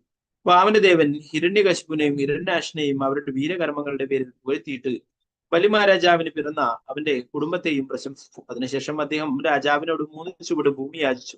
തീരെ നിസാരമായ ഇത് ദാനമായി നൽകാമെന്ന് ബലിമഹാരാജാവ് സമ്മതിച്ചു. പക്ഷേ വാമനദേവൻ ദേവന്മാരുടെ മിത്രമായ വിഷ്ണുവാണെന്ന് മനസ്സിലാക്കിയ ശുക്രാചാര്യൻ ഈ ഭൂമി നൽകുന്നതിൽ നിന്നും ബലിമഹാരാജാവിനെ വിലക്കി. തന്റെ വാഗ്ദാനം പിൻവലിക്കാൻ ശുക്രാചാര്യൻ ബലിമഹാരാജാവിനെ ഉപദേശിച്ചു. മറ്റുള്ളവരെ തോൽപ്പിക്കുക, തമാശ പറയുക, അപകടത്തോട് പ്രതികരിക്കുക, അന്യരുടെ ക്ഷേമത്തിനു വേണ്ടി പ്രവർത്തിക്കുക തുടങ്ങിയ സന്ദർഭങ്ങളിൽ ഒരുവന് മറ്റൊരാൾക്ക് നൽകിയ വാഗ്ദാനം പൂർത്തീകരിക്കാതിരിക്കാമെന്നും നിരസിക്കാമെന്നും അതിൽ തെറ്റില്ലെന്നും ശുക്രാചാര്യർ വിശദീകരിച്ചു. ഈ തത്വശാസ്ത്രം പറഞ്ഞ് വാമനദേവനെ ഭൂമി ദാനം ചെയ്യുന്നതെന്നും ബലിമഹാരാജാവിനെ പിന്തിരിപ്പിക്കുവാൻ ശുക്രാചാര്യർ ശ്രമിച്ചു. അദ്ദേഹത്തിലെ ഇപ്പൊ വാമനമൂർത്തിയോട് പറഞ്ഞു അല്ലെ, എന്ത് വേണമെങ്കിലും ചോദിച്ചോളൂ, പശു വേണോ, സ്വർണം വേണോ, ഭവനം വേണോ അല്ലെ, അല്ലെങ്കിൽ എന്തെങ്കിലും ഭക്ഷണ പദാർത്ഥങ്ങൾ, പാനീയങ്ങൾ ഇതൊക്കെ വേണോ, അല്ലെങ്കിൽ സുന്ദരിയായിട്ടുള്ള സ്ത്രീയെ വേണോ അല്ലെ, സമൃദ്ധിയുള്ള ഗ്രാമങ്ങൾ വേണോ, കുതിരകൾ, ആനകൾ വേണോ, രഥം വേണോ, ഇതൊക്കെ ചോദിച്ചു അല്ലെ. ഇതാണ് ബലിമഹാരാജാവ് എന്താണ് ആവശ്യപ്പെടുന്നത്? എനിക്ക് 3 ചുവട് ഭൂമി ദാനമായിട്ട് ലഭിച്ചാൽ മതി എന്ന്. ഇത് മനസ്സിലാക്കിയിട്ടില്ല ശുക്രാചാര്യർ ഇതിനെ തടഞ്ഞു എന്ന് പറയുന്നു. ശുക്രാചാര്യർ പറഞ്ഞു, ബലിമഹാരാജാവിനോട് പറഞ്ഞു, നിങ്ങൾ ഒരിക്കലും അദ്ദേഹത്തിന് ദാനമായിട്ട് നൽകരുത്. ഇത് നാരായണനാണ് ഇവിടെ അവിടെ വേഷം ധരിച്ചിട്ട് വന്നിരിക്കുന്നത്. അപ്പൊ അങ്ങനെ പറഞ്ഞിട്ട് അത് മുടക്കാനായിട്ട് ശ്രമിക്കും. നീ ദാനം നൽകേണ്ട, എന്താണ് ശാസ്ത്രാനുസാരം പറഞ്ഞ വാക്ക് മാറ്റാം, വാഗ്ദാനം ലംഘിക്കാം പല അവസരങ്ങളിലും എന്ന് പറയുന്നു. ഇവിടെ അവസരങ്ങൾ പറയുന്നു. തന്റെ വാഗ്ദാനം പിൻവലിക്കാൻ ശുക്രാചാര്യർ ബലിമഹാരാജാവ് മറ്റുള്ളവരെ തോൽപ്പിക്കുക, തമാശ പറയുക, അപകടത്തോട് പ്രതികരിക്കുക, അന്യരുടെ ക്ഷേമത്തിന് വേണ്ടി പ്രവർത്തിക്കുക തുടങ്ങിയ സന്ദർഭങ്ങളിലും ഒരുവനെ മറ്റൊരാൾക്ക് നൽകിയ വാഗ്ദാനം പൂർത്തീകരിക്കാമെന്നും നിരസിക്കാമെന്നും അതിൽ തെറ്റില്ലെന്നും ശുക്രാചാര്യർ വാദിച്ചു.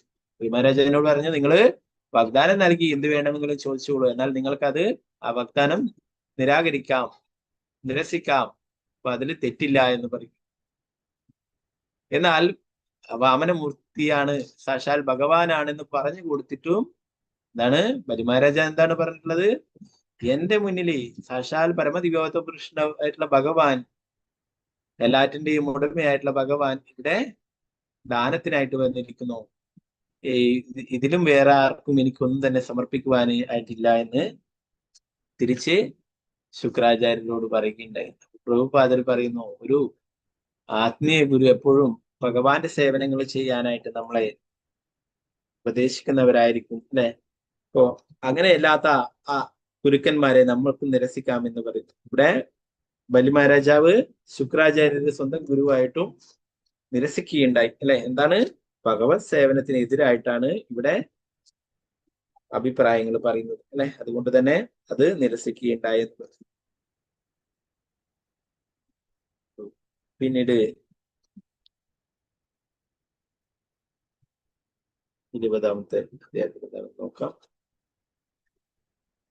20-ാമത്തെ അധ്യായത്തിൽ പറയുന്നത് ബലിമഹാരാജാവ് ത്രിലോകങ്ങളും ഭഗവാന് സമർപ്പിക്കുന്നതിനെ കുറിച്ചിട്ടാണ്. ഈ 20-ാം അധ്യായത്തിന്റെ സംഗ്രഹം താഴെ കൊടുക്കുന്നു. വാമനദേവൻ തന്നെ വഞ്ചിക്കുകയായിരുന്നു എന്ന് മനസ്സിലായി ബലിമഹാരാജാവ് തന്റെ സർവസ്വവും ഭഗവാന് ദാനമായി സമർപ്പിച്ചു. അപ്രകാരം വാമനദേവൻ തന്റെ ശരീരം വിസ്തരിപ്പിച്ച് വിഷ്ണു ഭഗവാനായി വിശ്വരൂപം കൊണ്ടു. ശുക്രാചാര്യരുടെ ഉപദേശ നിർദ്ദേശങ്ങൾ ശ്രവിച്ച ബലിമഹാരാജാവ് ചിന്താതീതനായി. ധർമ്മകാർത്ത കാമങ്ങൾ സംരക്ഷിക്കേണ്ടത് ഗൃഹസ്ഥന്റെ കടമയാകയാൽ ബ്രഹ്മചാരിക്ക് നൽകിയ വാഗ്ദാനം പിൻവലിക്കുന്നത് അനുചിതമാണെന്നും ബലിമഹാരാജാവ് ചിന്തിച്ചു. കള്ളം പറയുന്നത് അല്ലെങ്കിൽ ഒരു ബ്രഹ്മചാരിക്ക് നൽകിയ വാക്ക് അനാദരിക്കപ്പെടുന്നത് ഒരിക്കലും ശരിയാകില്ല. കാരണം കള്ളം പറയുന്നതാണ് ഏറ്റവും പാപകരമായ പ്രവൃത്തി. കള്ളം പറയുന്നതിന്റെ പാപപ്രതികരണങ്ങളെ എല്ലാവരും ഭയപ്പെടണം. എന്തെന്നാൽ പാപിയായ ഒരു അസത്യവാദിയുടെ ഭാരം താങ്ങാൻ ഭൂമി ദേവി മാതാവിനുമാവില്ല. ഒരു രാജ്യത്തിന്റെ അല്ലെങ്കിൽ സാമ്രാജ്യത്തിന്റെ വ്യാപനം താൽക്കാലികമാണ്. പൊതുജനങ്ങൾക്ക് യാതൊരു പ്രയോജനവും ഉണ്ടാകുന്നില്ലെങ്കിൽ അത്തരം വികസനങ്ങൾ മൂല്യരഹിതമാണ്. മുമ്പ് രാജാക്കന്മാരും ചക്രവർത്തിമാരും അവരുടെ രാജ്യങ്ങൾ വികസിപ്പിച്ചിരുന്നത് പൊതുജനങ്ങളുടെ ക്ഷേമം മുൻനിർത്തിയായിരുന്നു. തീർച്ചയായും പൊതുജനങ്ങളുടെ പ്രയോജനത്തിന് വേണ്ടിയുള്ള അത്തരം പ്രവർത്തനങ്ങൾ വ്യാപൃതനാകുന്നതിനിടയിൽ മഹനീയരായ ആളുകൾ ചിലപ്പോൾ അവരുടെ ജീവൻ പോലും ത്യജിച്ചിട്ടുണ്ട്. മഹനീയമായ കർമ്മങ്ങൾ ചെയ്യുന്ന വ്യക്തി ചിരഞ്ജീവിയാകുമെന്നും അവന് മരണമില്ലെന്നും പറയപ്പെടുന്നു. അതുകൊണ്ട് യശസ്സായിരിക്കണം ജീവിതത്തിന്റെ ലക്ഷ്യം. സൽകീർത്തി നേടുന്നതിന് വേണ്ടി ഒരുവന് ദരിദ്രനാകേണ്ടി വന്നാൽ പോലും അതൊരു നഷ്ടമല്ല. ഈ ബ്രഹ്മചാരി വാമനദേവൻ വിഷ്ണു ഭഗവാൻ ആണെങ്കിൽ പോലും അദ്ദേഹം തന്റെ ദാനം സ്വീകരിക്കുകയും പിന്നീട് വീണ്ടും തന്നെ ബന്ധനസ്ഥനാക്കുകയും ചെയ്താലും തനിക്ക് അദ്ദേഹത്തോട് ദ്വേഷമുണ്ടാകില്ലെന്ന് ബലിമഹാരാജാവ് തീർച്ചപ്പെടുത്തി. ഈ വസ്തുതകളെല്ലാം കണക്കിലെടുത്ത ബലിമഹാരാജാവ് തന്റെ അധീനതയിൽ ഉണ്ടായിരുന്നതെല്ലാം ദാനം ചെയ്തു. വാമനദേവൻ തൽക്ഷണം ഒരു വിശ്വരൂപമായി സ്വയം വിസ്തരിച്ചു. വാമനദേവന്റെ കാരുണ്യത്താൽ ഭഗവാൻ സർവ്വവ്യാപിയാണെന്നും എല്ലാം അദ്ദേഹത്തിൽ വിശ്രമിക്കുന്നുവെന്നും കണ്ടറിയാൻ ബലിമഹാരാജാവിന് കഴിഞ്ഞു. വാമനദേവനെ കിരീടം, പീതാംബരം, ശ്രീവത്സമുദ്ര, കൗസ്തുഭരത്നം, പുഷ്പഹാരം ഇവ ധരിച്ചവനും സർവാഭരണ വിഭൂഷിതനുമായ പരമോന്നതനായ വിഷ്ണുവായി ദർശിക്കുവാൻ ബലിമഹാരാജാവിന് സാധിച്ചു. ഭഗവാൻ ക്രമേണ ഭൂതലം മുഴുവനും തന്റെ ശരീരം വിസ്തരിപ്പിച്ച് ആകാശവും വ്യാപിച്ചു. കരങ്ങൾ കൊണ്ട് നാനാദിക്കുകളും വ്യാപിച്ച അദ്ദേഹം തന്റെ 2-ാമത്തെ ചുവടുവെപ്പിൽ ഉന്നത ഗ്രഹങ്ങളും കീഴടക്കി. അതോടെ അദ്ദേഹത്തിന് 3-ാമത്തെ ചുവടുവെക്കുവാൻ സ്ഥലമില്ലാതെ. അപ്പോ ഇവിടെ ബലിമഹാരാജാവ് ഭഗവാന്റെ ഭക്തൻ തന്നെയാണ്. എന്നാൽ ഈ ബലിമഹാരാജാവിന് അഹങ്കാരം ഉണ്ടായി എന്ന് പറയുന്നു. വാമനമൂർത്തിയോട് പറയുകയുണ്ടായി, വാമനമൂർത്തി ഇതൊക്കെ എന്തൊക്കെ വേണമെങ്കിലും തരാമെന്ന് പറഞ്ഞിട്ട് വാമനമൂർത്തി എന്താ പറഞ്ഞത്? എനിക്ക് 3 ചുവട് മണ്ണ് മാത്രം മതി, ഭൂമി മാത്രം മതി, 3 അടി മണ്ണ് മാത്രം മതി, ചുവട് 3 അടി വെക്കാനുള്ള സ്ഥലം മാത്രം മതി എന്നാണ് പറയുന്നത് അല്ലെ. അപ്പോൾ അഹങ്കാരം കൊണ്ടും മഹാബലി പറയുകയുണ്ടായി, ഇത്രയും നിസാരമായിട്ടുള്ള ദാനത്തിനാണോ എൻ്റെ അടുത്ത് ചോദിക്കുന്നത്? എൻ്റെ അടുത്ത് വന്നിട്ടുള്ള ഒരാൾ പിന്നീട് വേറൊരാളുടെ മുന്നിൽ പോയിട്ട് കൈനീട്ടാൻ അവസരം വരരുത്. അതുകൊണ്ട് എന്ത് വേണമെങ്കിലും ചോദിച്ചോളൂ, എന്ത് വേണമെങ്കിലും നൽകാൻ ഞാൻ തയ്യാറാണ് എന്ന് പറയുന്നുണ്ട്. അപ്പോൾ വാമനമൂർത്തി പറഞ്ഞു, 3 ചുവട് കൊണ്ട് തൃപ്തിപ്പെടാത്തവൻ 3 ലോകങ്ങൾ ലഭിച്ചാലും ഒരിക്കലും തൃപ്തനാവില്ല എന്ന്. അപ്പോ യഥാർത്ഥത്തിൽ എല്ലാറ്റിന്റെയും ഉടമ ഭഗവാനാണ് അല്ലെ. എന്നാൽ അല്പം മഹാബലിക്ക് അഹങ്കാരം ഉണ്ടായി, ഇതിന്റെയൊക്കെ ഉടമൻ ആരാണ് അല്ലെ. അതുകൊണ്ടാണ് പറയുന്നത്, എന്റെ മുന്നിൽ വന്നിട്ട് ഇത്രയും നിസാരമായിട്ടുള്ള വസ്തുവാണോ ദാനം ചോദിക്കുന്നത് അല്ലെ? വേണമെങ്കിൽ ഒരു രാജ്യം മുഴുവനായിട്ട് മഹാബലിക്ക് നൽകാനായിട്ട് സാധിക്കും അല്ലെ. ചക്രവർത്തിയാണ് മഹാബലി, ചക്രവർത്തിയാണ് അല്ലെ. ഒരു രാജ്യം തന്നെ വേണം. എന്നാൽ എന്താണ് ഇവിടെ നിസാരമായിട്ടുള്ള 3 അടി ആണ് ചോദിക്കുന്നത് അല്ലെ. അതുകൊണ്ട് അല്പം അഹങ്കാരത്തോടെ പറഞ്ഞു, എന്റെ മുന്നിൽ വന്നിട്ട് ഇത്രയും നിസാരമായിട്ടുള്ള വസ്തുവാണ് ചോദിക്കുന്നത്. ഇനി വേറൊരാളുടെ മുന്നിൽ പോയിട്ട് നിങ്ങൾ വേറൊരു രാജാവിന്റെ മുന്നിൽ പോയിട്ട് കൈനീട്ടാനായിട്ട് അവസരം വരരുത്. അതുകൊണ്ട് എന്ത് വേണമെങ്കിലും ഞാൻ നൽകാമെന്ന് പറയും. അപ്പോഴാണ് ഭഗവാൻ പറഞ്ഞിട്ടുള്ളത്, 3 അടി ലഭിച്ചിട്ട് തൃപ്തനാവാത്ത ഒരാള് 3 ലോകങ്ങൾ ലഭിച്ചാലും തൃപ്തനാവില്ല എന്ന് പറഞ്ഞു. അപ്പൊ അത് തെളിയിക്കുവാനായിട്ട് ഭഗവാൻ കാണിച്ചു കൊടുക്കുകയുണ്ടായി അല്ലെ. ഭഗവാൻ ആ വലിയൊരു രൂപം സ്വീകരിക്കുകയും അല്ലെ, അങ്ങനെ ഓരോ ചുവട് വെക്കുകയും 3-ാമത്തെ ചുവട് വെക്കുവാനായിട്ട് സ്ഥലമില്ലാതാവുകയും ചെയ്തു. തന്റെ ശരീരം വിസ്തരിപ്പിച്ചു വ്യാപിച്ചു, കരങ്ങൾ കൊണ്ട് നാനാദിക്കളും വ്യാപിച്ച അദ്ദേഹം തന്റെ 2-ാമത്തെ ചുവടുവെപ്പിൽ ഉന്നത ഗ്രഹങ്ങളും കീഴടക്കിയതോടെ അദ്ദേഹത്തിന് 3-ാമത്തെ ചുവട് വെക്കുവാൻ സ്ഥലമില്ലാതായി.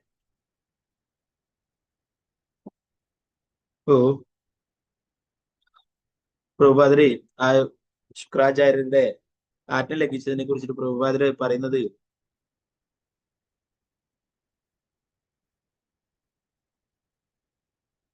ശുക്രാചാര്യർ ഒരു ആധ്യാത്മിക ഗുരുവിന്റെ കടമയിൽ നിന്ന് വ്യതിചലിച്ചതിനാൽ അദ്ദേഹത്തെ മേലിൽ തന്റെ ആധ്യാത്മിക ഗുരുവായി സ്വീകരിക്കേണ്ടതില്ല എന്ന ചിന്ത ബലി മഹാരാജാവിനുണ്ടായി. ശാസ്ത്രവിധി അനുസരിച്ച് ശിഷ്യനെ സ്വഗേഹത്തിലേക്ക് ഭഗവത് ധാമത്തിലേക്ക് തിരിച്ചു കൊണ്ടുപോവുകയാണ് ഒരു ഗുരുവിന്റെ കടമ. അങ്ങനെ ചെയ്യാൻ കഴിയാത്ത പക്ഷം പകരം ശിഷ്യന് ഭഗവത് ധാമത്തിലേക്ക് പോകുന്നതിന് തടസ്സം സൃഷ്ടിക്കുന്ന പക്ഷം അദ്ദേഹം ഒരു ഗുരുവായിരിക്കരുത്. ഗുരുർന സസ്യാൽ 5:5-18 പറഞ്ഞു, സ്വന്തം ശിഷ്യനെ കൃഷ്ണാബോധത്തിൽ പുരോഗതി നേടുവാൻ പ്രാപ്തനാക്കാൻ കഴിയാത്ത വർഷം ഒരാൾ ഒരു ഗുരുവാകരുത്. ഭൗതികാസ്തിയിൽ നിന്ന് മോചനം സാധ്യമാക്കുന്ന ഒരു കൃഷ്ണന്റെ ഭക്തനായി തീരുക എന്നതാണ് ഒരുവന്റെ ജീവിത ലക്ഷ്യം. അപ്പൊ ഇവിടെ ഗുരു ഭക്തി സേവനങ്ങളെ ഭഗവാന് ദാനം നൽകുന്നതിനെ എതിർക്കുകയുണ്ടായി അല്ലെ ഗുരു. അപ്പൊ ആ ഗുരുവിന്റെ ആജ്ഞകളിൽ നിരാകരിക്കുകയുണ്ടായി, നിരസിക്കുകയുണ്ടായി എന്ന് പറയും. യഥാർത്ഥ ഗുരു എന്ന് പറയുന്നത് ശിഷ്യനെ ഭഗവാന്റെ സേവനങ്ങൾ ചെയ്യാൻ ഭഗവാന്റെ അടുത്തേക്ക് കൊണ്ടുപോകാൻ പ്രാപ്തനാക്കുന്നതാണ് ഒരു ഗുരുവിന്റെ കടമ. അല്ലാത്ത ഗുരുവിനെ നിരസിക്കുന്നത്. 21-ാമത്തെ അധ്യായം പറയുന്നത്, ഭഗവാൻ ബലി മഹാരാജാവിനെ ബന്ദിയാക്കുന്നു. ബലി മഹാരാജാവിന്റെ മഹത്വങ്ങൾ പ്രസിദ്ധമാക്കാൻ ആഗ്രഹിച്ച വിഷ്ണു ഭഗവാൻ തന്റെ 3-ാമത്തെ ചുവട് വയ്ക്കുവാൻ സ്ഥലം നൽകാത്തതിനെ തുടർന്ന് വാഗ്ദാനം നിറവേറ്റാതിന്റെ പേരിൽ ബലി മഹാരാജാവിനെ പിടികൂടി ബന്ധിച്ചത് എങ്ങനെയെന്ന് ഈ അധ്യായം വിവരിക്കുന്നു. തന്റെ 2-ാമത്തെ ചുവടുവയ്പ്പിനാൽ പരമദിവ്യപുരുഷനായ ഭഗവാൻ അത്യുന്നത ഗ്രഹമായ ബ്രഹ്മലോകത്തിലെത്തി. അദ്ദേഹത്തിന്റെ കാൽനഖങ്ങളുടെ തേജസ്സിനാൽ ബ്രഹ്മലോകത്തിന്റെ സൗന്ദര്യം നിഷ്പ്രഭമായി. ബ്രഹ്മദേവൻ, മരീചിയെ പോലുള്ള മഹർഷിമാരുടെയും എല്ലാ ഉന്നത ഗ്രഹങ്ങളുടെയും അധിഷ്ഠാന ദേവതമാരുടെയും അകമ്പടിയോടെ ഭഗവാനെ വിനീതപൂർണമായ പ്രാർത്ഥനകളും ആരാധനയും സമർപ്പിച്ചു. അവർ ഭഗവാന്റെ പാദങ്ങൾ കഴുകിയ എല്ലാ അനുസാരികളോടെയും അദ്ദേഹത്തെ ആരാധിച്ചു. ഋഷരാജൻ ജാമ്പവാൻ അദ്ദേഹത്തിന്റെ കാഹളമൂതി ഭഗവാന്റെ മഹത്വങ്ങൾ സ്മന്ദിച്ചു. ബലി മഹാരാജാവിന്റെ സമ്പത്തുകളെല്ലാം നഷ്ടപ്പെട്ടതോടെ അസുരന്മാർ അങ്ങേയറ്റം കുപിതരായി. ബലി മഹാരാജാവ് വിലക്കിയിട്ടും അവർ വിഷ്ണു ഭഗവാനെതിരെ ആയുധങ്ങൾ എടുത്തു. എങ്ങനെ തന്നെയായാലും വിഷ്ണു ഭഗവാന്റെ സന്തത സഹചാരികളാൽ അവർ പരാജിതരാക്കപ്പെട്ടു. തുടർന്ന് ബലി മഹാരാജാവിന്റെ ആജ്ഞപ്രകാരം അവർ അധോഗ്രഹങ്ങളിൽ പ്രവേശിച്ചു. വിഷ്ണു ഭഗവാന്റെ ഉദ്ദേശം മനസ്സിലാക്കി അദ്ദേഹത്തിന്റെ വാഹകനായ ഗരുഡൻ തൽക്ഷണം ബലി മഹാരാജാവിനെ പിടികൂടി വരുണപാശത്താൽ ബന്ധിച്ചു. ബലി മഹാരാജാവ് അപ്രകാരം നിസ്സഹായാവസ്ഥയിലായപ്പോൾ വിഷ്ണു ഭഗവാൻ അദ്ദേഹത്തോട് 3-ാമത്തെ ചുവട് ആ ഭൂമി ആവശ്യപ്പെട്ടു. ബലി മഹാരാജാവിന്റെ ദൃഢനിശ്ചയത്തെയും ധർമ്മനീതിയെയും വിഷ്ണു ഭഗവാൻ അഭിനന്ദിച്ചതിനാൽ ബലി മഹാരാജാവിന് വാഗ്ദാനം നിറവേറ്റാൻ കഴിയാതെ വന്നപ്പോൾ സ്വർഗത്തെക്കാൾ മികച്ച സുതലമാണ് ബലി മഹാരാജാവിനുള്ള സ്ഥലം എന്ന് വിഷ്ണു ഭഗവാൻ നിശ്ചയിച്ചു.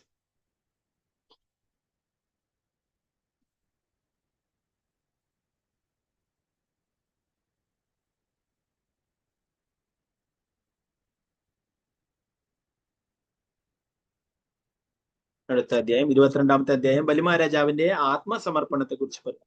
22-ാം അധ്യായത്തിൽ സംഗ്രഹം താഴെ കൊടുക്കുന്നു. ബലിമഹാരാജാവിന്റെ പെരുമാറ്റത്തിൽ പരമദിവ്യത്വ പുരുഷനായ ഭഗവാൻ വളരെ സംതൃപ്തനായി. അതിനാൽ ഭഗവാൻ അദ്ദേഹത്തെ സുതലം എന്ന ഗ്രഹത്തിൽ സ്ഥാനം നൽകുകയും എല്ലാ അനുഗ്രഹങ്ങളും നൽകിയതിനു ശേഷം അവിടെ അദ്ദേഹത്തിന്റെ ദ്വാരപാലകനായിരിക്കാമെന്ന് സമ്മതിക്കുകയും ചെയ്തു. ഭഗവാനെ ബലിമഹാരാജാവിന്റെ എല്ലാ അഹങ്കാരങ്ങളും ഇല്ലാതായി തീരുകയും ഭഗവാന് ആത്മസമർപ്പണം തന്നെ തന്നെ ഭഗവാന് സമർപ്പിക്കുകയും ചെയ്യും. ഇത്രയും കാലം എന്റെ അഹങ്കാരം കൊണ്ട് ഞാൻ എന്തോ ആണെന്ന് വിചാരിച്ചു അല്ലെ, എന്നാൽ ഞാൻ ആരുമല്ല, അങ്ങയുടെ സേവകൻ മാത്രമാണെന്നുള്ള ആ സത്യം മനസ്സിലാക്കുകയും ഭഗവാന് സറണ്ടർ ആവുകയും ചെയ്തു. അതിനുശേഷം എന്താണ്, ഭഗവാൻ അദ്ദേഹത്തിന് സ്വർഗലോകത്തെക്കാളും സുഖസൗകര്യങ്ങളുള്ള സുതല ലോകം നൽകുകയുണ്ടായെന്ന് പറഞ്ഞു. മഹാബലി ചക്രവർത്തി ഇന്ദ്രനെയും ആക്രമിക്കുകയുണ്ടായി. ഇന്ദ്രന്റെ സിംഹാസനം പിടിച്ചടക്കുവാനായിട്ട് പോവുകയും നമ്മൾ നേരത്തെ പറഞ്ഞു. ഇന്ദ്രന്റെ പദവി ഓരോരോ ദേവന്മാർക്കും ഓരോ പദവികൾ നൽകിയിട്ട് അല്ലെ, ദേവേന്ദ്രൻ അല്ലെ, ദേവന്മാരുടെ രാജാവ്, അദ്ദേഹത്തിന്റെ സ്വർഗലോകത്തിന്റെ ആ ഭരണം നിർവഹിക്കുവാനുള്ള സ്വാതന്ത്ര്യം ഭഗവാൻ നൽകിയിട്ടുള്ളതാണ് അല്ലെ. അത് വേറൊരാള് പോയിട്ട് ആക്രമിച്ച് കൈയടക്കുന്നത് ശരിയല്ല അല്ലെ. അതിന് യോഗ്യതയുള്ള ആൾക്കാരുണ്ടാകുമ്പോൾ അവർക്ക് ആ ഭരണം ലഭിക്കും അല്ലെ. എന്നാൽ മഹാബലി ഇന്ദ്രനെ പോലും ആക്രമിക്കുകയും സ്വർഗം കീഴടക്കാനായിട്ട് ശ്രമിക്കുകയും ഒക്കെ ഉണ്ട് അല്ലെ. അതിന്റെ ഫലമായിട്ടാണ് ഇന്ദ്രന്റെ മാതാവ് പ്രാർത്ഥിക്കുകയും അത് പ്രകാരം ഭഗവാൻ ഇന്ദ്രന്റെ ഉപേന്ദ്രൻ അല്ലെ, ഇന്ദ്രന്റെ അനുജനായിട്ട് ഉപേന്ദ്രനായിട്ട് ഭഗവാൻ അവതരിക്കുന്നു. അപ്പോ ഇവിടെ ബലിമഹാരാജാവിന് അങ്ങനെയുള്ള അഹങ്കാരമുണ്ടായി അല്ലെ. അപ്പൊ അത് ശരിയല്ല അല്ലെ. എന്നാൽ ബലിമഹാരാജാവിന് ഇന്ദ്രനാവണമെന്നൊരു ആഗ്രഹം ഉണ്ടെങ്കിൽ തീർച്ചയായിട്ടും ഭഗവാൻ അത് സാധിച്ചു കൊടുക്കും അല്ലെ. അതിനായിട്ട് പറയുന്നു, ഇപ്പോൾ സുതല ലോകത്തില് ബലിമഹാരാജാവ് അവിടെ വാഴുന്നു. ബലിമഹാരാജാവിനെ ശത്രുക്കളിൽ നിന്നും സംരക്ഷിക്കുവാനായിട്ട് ഭഗവാൻ തന്നെ അവിടെ സെക്യൂരിറ്റി ആയിട്ട് ദ്വാരപാലകനായിട്ട് ഭഗവാൻ അവിടെ നിൽക്കുന്നു. സാക്ഷാൽ വാമനമൂർത്തി സുതല ലോകത്തിൽ ഇപ്പോഴും ദ്വാരപാലകനായി നിൽക്കുന്നു, കാവൽക്കാരനായിട്ട് ബലിമഹാരാജാവിന് സെക്യൂരിറ്റി ആയിട്ട് നിൽക്കുന്നു. ഇനി അടുത്ത മന്വന്തരത്തിൽ ബലിമഹാരാജാവ് ഇന്ദ്രനായിട്ട് സ്ഥാനമേൽക്കും. അടുത്ത മന്വന്തരം വരുമ്പോൾ ബലിമഹാരാജാവാണ് അടുത്ത ഇന്ദ്രൻ. ബലിമഹാരാജാവിന് അങ്ങനെ ഒരു ആഗ്രഹം ഉണ്ടായിരുന്നു അല്ലെ. അങ്ങനെ ഒരു ആഗ്രഹം ഉണ്ടെങ്കിൽ ഭഗവാനോട് പറഞ്ഞാൽ ഭഗവാൻ സാധിച്ചു തരും അല്ലെ. സ്വന്തം ശക്തി കൊണ്ട് അങ്ങനെ മറ്റൊരാളെ കീഴടക്കി അല്ലെ. ഇന്ദ്രനും ഭഗവാന്റെ ഭക്തൻ തന്നെയാണ്. ഒരാളെ അങ്ങനെ ആക്രമിച്ചിട്ട് കീഴടക്കിയിട്ട് നേടുന്നതല്ല യഥാർത്ഥ വഴി അല്ലെ. അത് ഭഗവാൻ മനസ്സിലാക്കി കൊടുക്കുന്നുണ്ട്. അപ്പൊ ഭഗവാൻ തന്നെ അവിടെ സുതല ലോകത്തിന്റെ ദ്വാരപാലകനായിട്ടിരിക്കുന്നു. ബലിമഹാരാജാവ് അത്യന്തം സത്യസന്ധനായിരുന്നു. തന്റെ വാഗ്ദാനം പാലിക്കാൻ സാധിക്കാതിരുന്ന വളരെയധികം ഭയപ്പെട്ടിരുന്നു. എന്തുകൊണ്ടെന്നാൽ സത്യത്തിൽ നിന്നും വ്യതിചലിക്കുന്ന ഒരു വ്യക്തി സമൂഹത്തിന്റെ ദൃഷ്ടിയിൽ നിസ്സാരനായി തീരുമെന്ന് അദ്ദേഹത്തിന് നിശ്ചയമുണ്ടായിരുന്നു. ഒരു ഉത്കൃഷ്ട വ്യക്തിക്ക് നരകീയ ജീവിതത്തിന്റെ ക്ലേശങ്ങൾ സഹിക്കാൻ കഴിയും, പക്ഷെ സത്യത്തിൽ നിന്ന് വ്യതിചലിക്കുന്നതിന്റെ അപകീർത്തിയെ അയാൾ അങ്ങേയറ്റം ഭയപ്പെടുന്നു. പരമദിവ്യത്വ പുരുഷനായ ഭഗവാൻ തനിക്ക് വിധിച്ച ശിക്ഷ സ്വീകരിക്കാതിരിക്കാമെന്ന്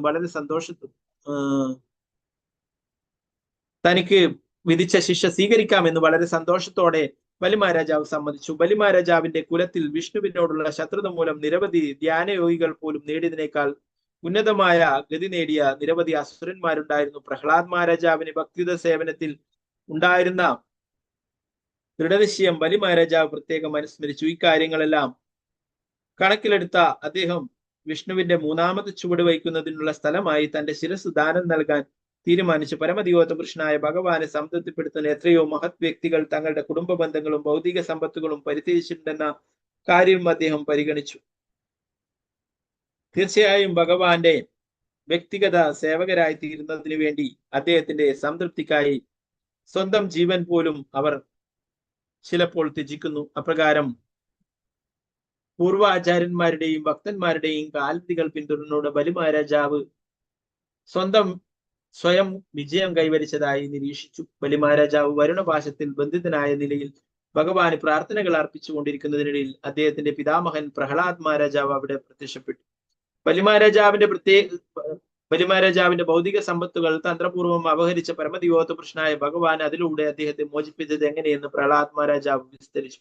പ്രഹ്ലാദ് മഹാരാജാവ് സന്നിഹിതനായിരുന്നപ്പോൾ ബ്രഹ്മദേവനും ബലിമഹാരാജാവിന്റെ പത്നി വിന്ധ്യാവലിയും പരമോന്നതനായ ഭഗവാന്റെ പരമാധികാരത്തെ വർണ്ണിക്കുകയുണ്ടായി. ബലിമഹാരാജാവ് എല്ലാം ഭഗവാന് സമർപ്പിച്ചതിനാൽ അദ്ദേഹത്തിന്റെ മോചനത്തിന് വേണ്ടി അവർ പ്രാർത്ഥിച്ചു. ഒരു അഭക്തന്റെ സമ്പത്ത് ആപത്താണെന്നും ഭഗവാന്റെ അനുഗ്രഹമാണ് ഭക്തന്റെ ഐശ്വര്യമെന്നും ഭഗവാൻ അപ്പോൾ വിവരിച്ചു. ഭഗവാന്റെ അനുഗ്രഹമാണ് ഭക്തന്റെ ഐശ്വര്യവും ഭഗവാൻ അപ്പോൾ വിവരിച്ചു. അനന്തരം ബലിമഹാരാജാവ് പ്രസാദിച്ച പരമോന്നതനായ ഭഗവാൻ അദ്ദേഹത്തിന് എല്ലായ്പ്പോഴും തന്റെ സുദർശന ചക്രത്താലുള്ള സംരക്ഷണവും താൻ എപ്പോഴും അദ്ദേഹത്തോടൊപ്പം ഉണ്ടായിരിക്കുമെന്നും വാഗ്ദാനം നൽകി.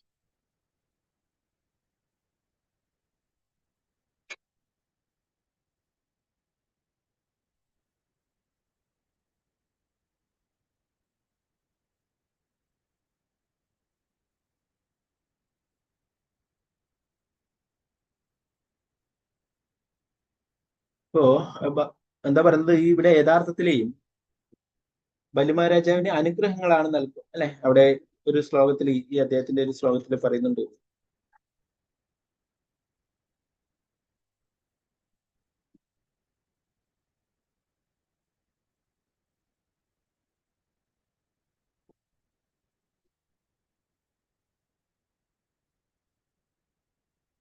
ബലിമഹാരാജാവിന് സ്വർഗാധിപതിയുടെ പദവി നേടുന്നത് വരെ എന്റെ ആജ്ഞപ്രകാരം വിശ്വകർമാവിനാൽ സൃഷ്ടിക്കപ്പെട്ട സുതൽ ലോകത്തിൽ ജീവിക്കാം. അവിടം എന്നാൽ പ്രത്യേകം സംരക്ഷിക്കപ്പെടുന്നതിനാൽ അവിടെ ആദിവ്യാധികളോ ക്ഷീണമോ ആലസ്യമോ പരാജയഭീതിയോ അതുപോലുള്ള ശല്യങ്ങളോ ഉണ്ടായിരിക്കില്ല.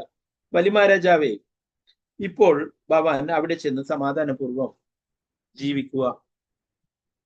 ഭാവാർത്ഥമേസി ഭക്തിവേദാന്ത സ്വാമി ശ്രീപ്രഭുപാദ്. വിശ്വകർമാവ് സ്വർഗീയ ഗ്രഹങ്ങളിലെ ആഡംബര സൗധങ്ങളുടെ ശില്പിയാണ്. അതുകൊണ്ട് സുതലത്തിൽ ബലിമഹാരാജാവിന്റെ വാസഗ്രഹങ്ങളും ഇതര സൗധങ്ങളും കൊട്ടാരങ്ങളും നിർമ്മിച്ചത് വിശ്വകർമാവായതിനാൽ അവ നിശ്ചയമായും കുറഞ്ഞ പക്ഷം സ്വർഗീയ ഗ്രഹങ്ങളിലെ സൗധങ്ങൾക്ക് തുല്യമായിരിക്കും. ബാഹ്യമായ വിപത്തുകളാലൊന്നും ഉപദ്രവം ഉണ്ടായിരിക്കില്ല എന്നതാണ് സുതല ഗ്രഹത്തിന്റെ മറ്റൊരു വലിയ നേട്ടം. അതിലുപരി അദ്ദേഹം അവിടെ ആദിവ്യാധികളാൽ അലട്ടപ്പെടുകയുമില്ല. ബലിമഹാരാജാവ് ജീവിക്കാൻ പോകുന്ന സുതലോകത്തിന്റെ അസാധാരണ സവിശേഷതകളാണ് ഇവയെല്ലാം. നമുക്ക് ഈ ഭൂമിയിൽ പരിചയമുള്ളതിനേക്കാൾ നൂറുകണക്കിന് ആയിരക്കണക്കിന് മടങ്ങ് ശ്രേഷ്ഠങ്ങളായ ധാരാളം കൊട്ടാരങ്ങളുടെ വർണ്ണനകൾ വൈദിക സാഹിത്യങ്ങളുടെ വിവിധ ഗ്രഹവർണ്ണനങ്ങളിൽ കാണാം.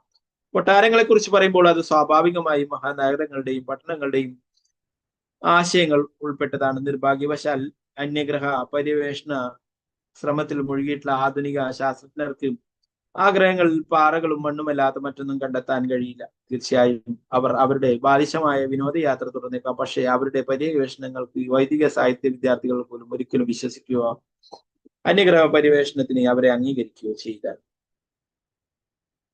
എന്താ പറയുന്നത്, സുതൽ ലോകം എന്ന് പറയുന്നത് എല്ലാ സൗകര്യങ്ങളും ഉള്ളതാണ്. അവിടെ ശത്രുക്കളുടെ ഉപദ്രവങ്ങളൊന്നും നേരിടേണ്ടതായിട്ടില്ല എന്ന് പറഞ്ഞു അല്ലെ. ഇന്ദ്രന് പോലും പലപ്പോഴും പഴമാണ് പല അസുരന്മാരും വന്നിട്ട് ആക്രമിക്കുന്നതിന്. എന്നാൽ ഇവിടെ അതിൻ്റെ ഒന്നും സുതലം ലോകം എന്ന് പറയുന്നത് വിശ്വകർമാവ് പ്രത്യേകമായിട്ട് അവിടെ കൊട്ടാരങ്ങളൊക്കെ നിർമ്മിച്ചിട്ടുള്ളതാണെന്ന് പറയുന്നു. അല്ലയോ ബലിമഹാരാജാവേ, ഭവാൻ ഇപ്പോൾ ദേവന്മാർ പോലും ആഗ്രഹിക്കുന്ന സുതല ലോകത്തിലേക്ക് പോവുക. ബന്ധുമിത്രാളത്തോടുകൂടി അവിടെ സമാധാനപൂർവ്വം ജീവിക്കുക. ഭവാനെ സർവ്വ സൗഭാഗ്യങ്ങളും ഉണ്ടാവട്ടെ. ബലിമഹാരാജാവ് സ്വർഗലോകത്തിൽ നിന്നും സ്വർഗിബിഹി പ്രാർത്ഥ്യം എന്ന വാക്ക് സൂചിപ്പിക്കുന്നത് പോലെ സ്വർഗത്തെക്കാൾ 100 മടങ്ങ് ശ്രേഷ്ഠമായ സുതൽ ലോകത്തിലേക്ക് മാറ്റപ്പെട്ടു എന്ന്. ഭൂമിയെക്കാളും എത്രയോ കോടിക്കണക്കിന് മടങ്ങ് സുന്ദരമാണ് സ്വർഗം അല്ലെ. അപ്പൊ ആ സ്വർഗത്തെക്കാളും 100 മടങ്ങ് ശ്രേഷ്ഠമായിട്ടുള്ളതാണ് സുതല ലോകം എന്ന് പറയുന്നത്. അപ്പൊ എന്താണ്, ഇന്ദ്രനേക്കാളും ഉയർന്ന പദവിയാണ് യഥാർത്ഥത്തില് ഭഗവാൻ വാമനമൂർത്തി ബലിമഹാരാജാവിന് നൽകിയിട്ടുള്ളത് അല്ലെ. അപ്പൊ 100 മടങ്ങ് പ്രഭാതരിയുടെ പറയുന്നു.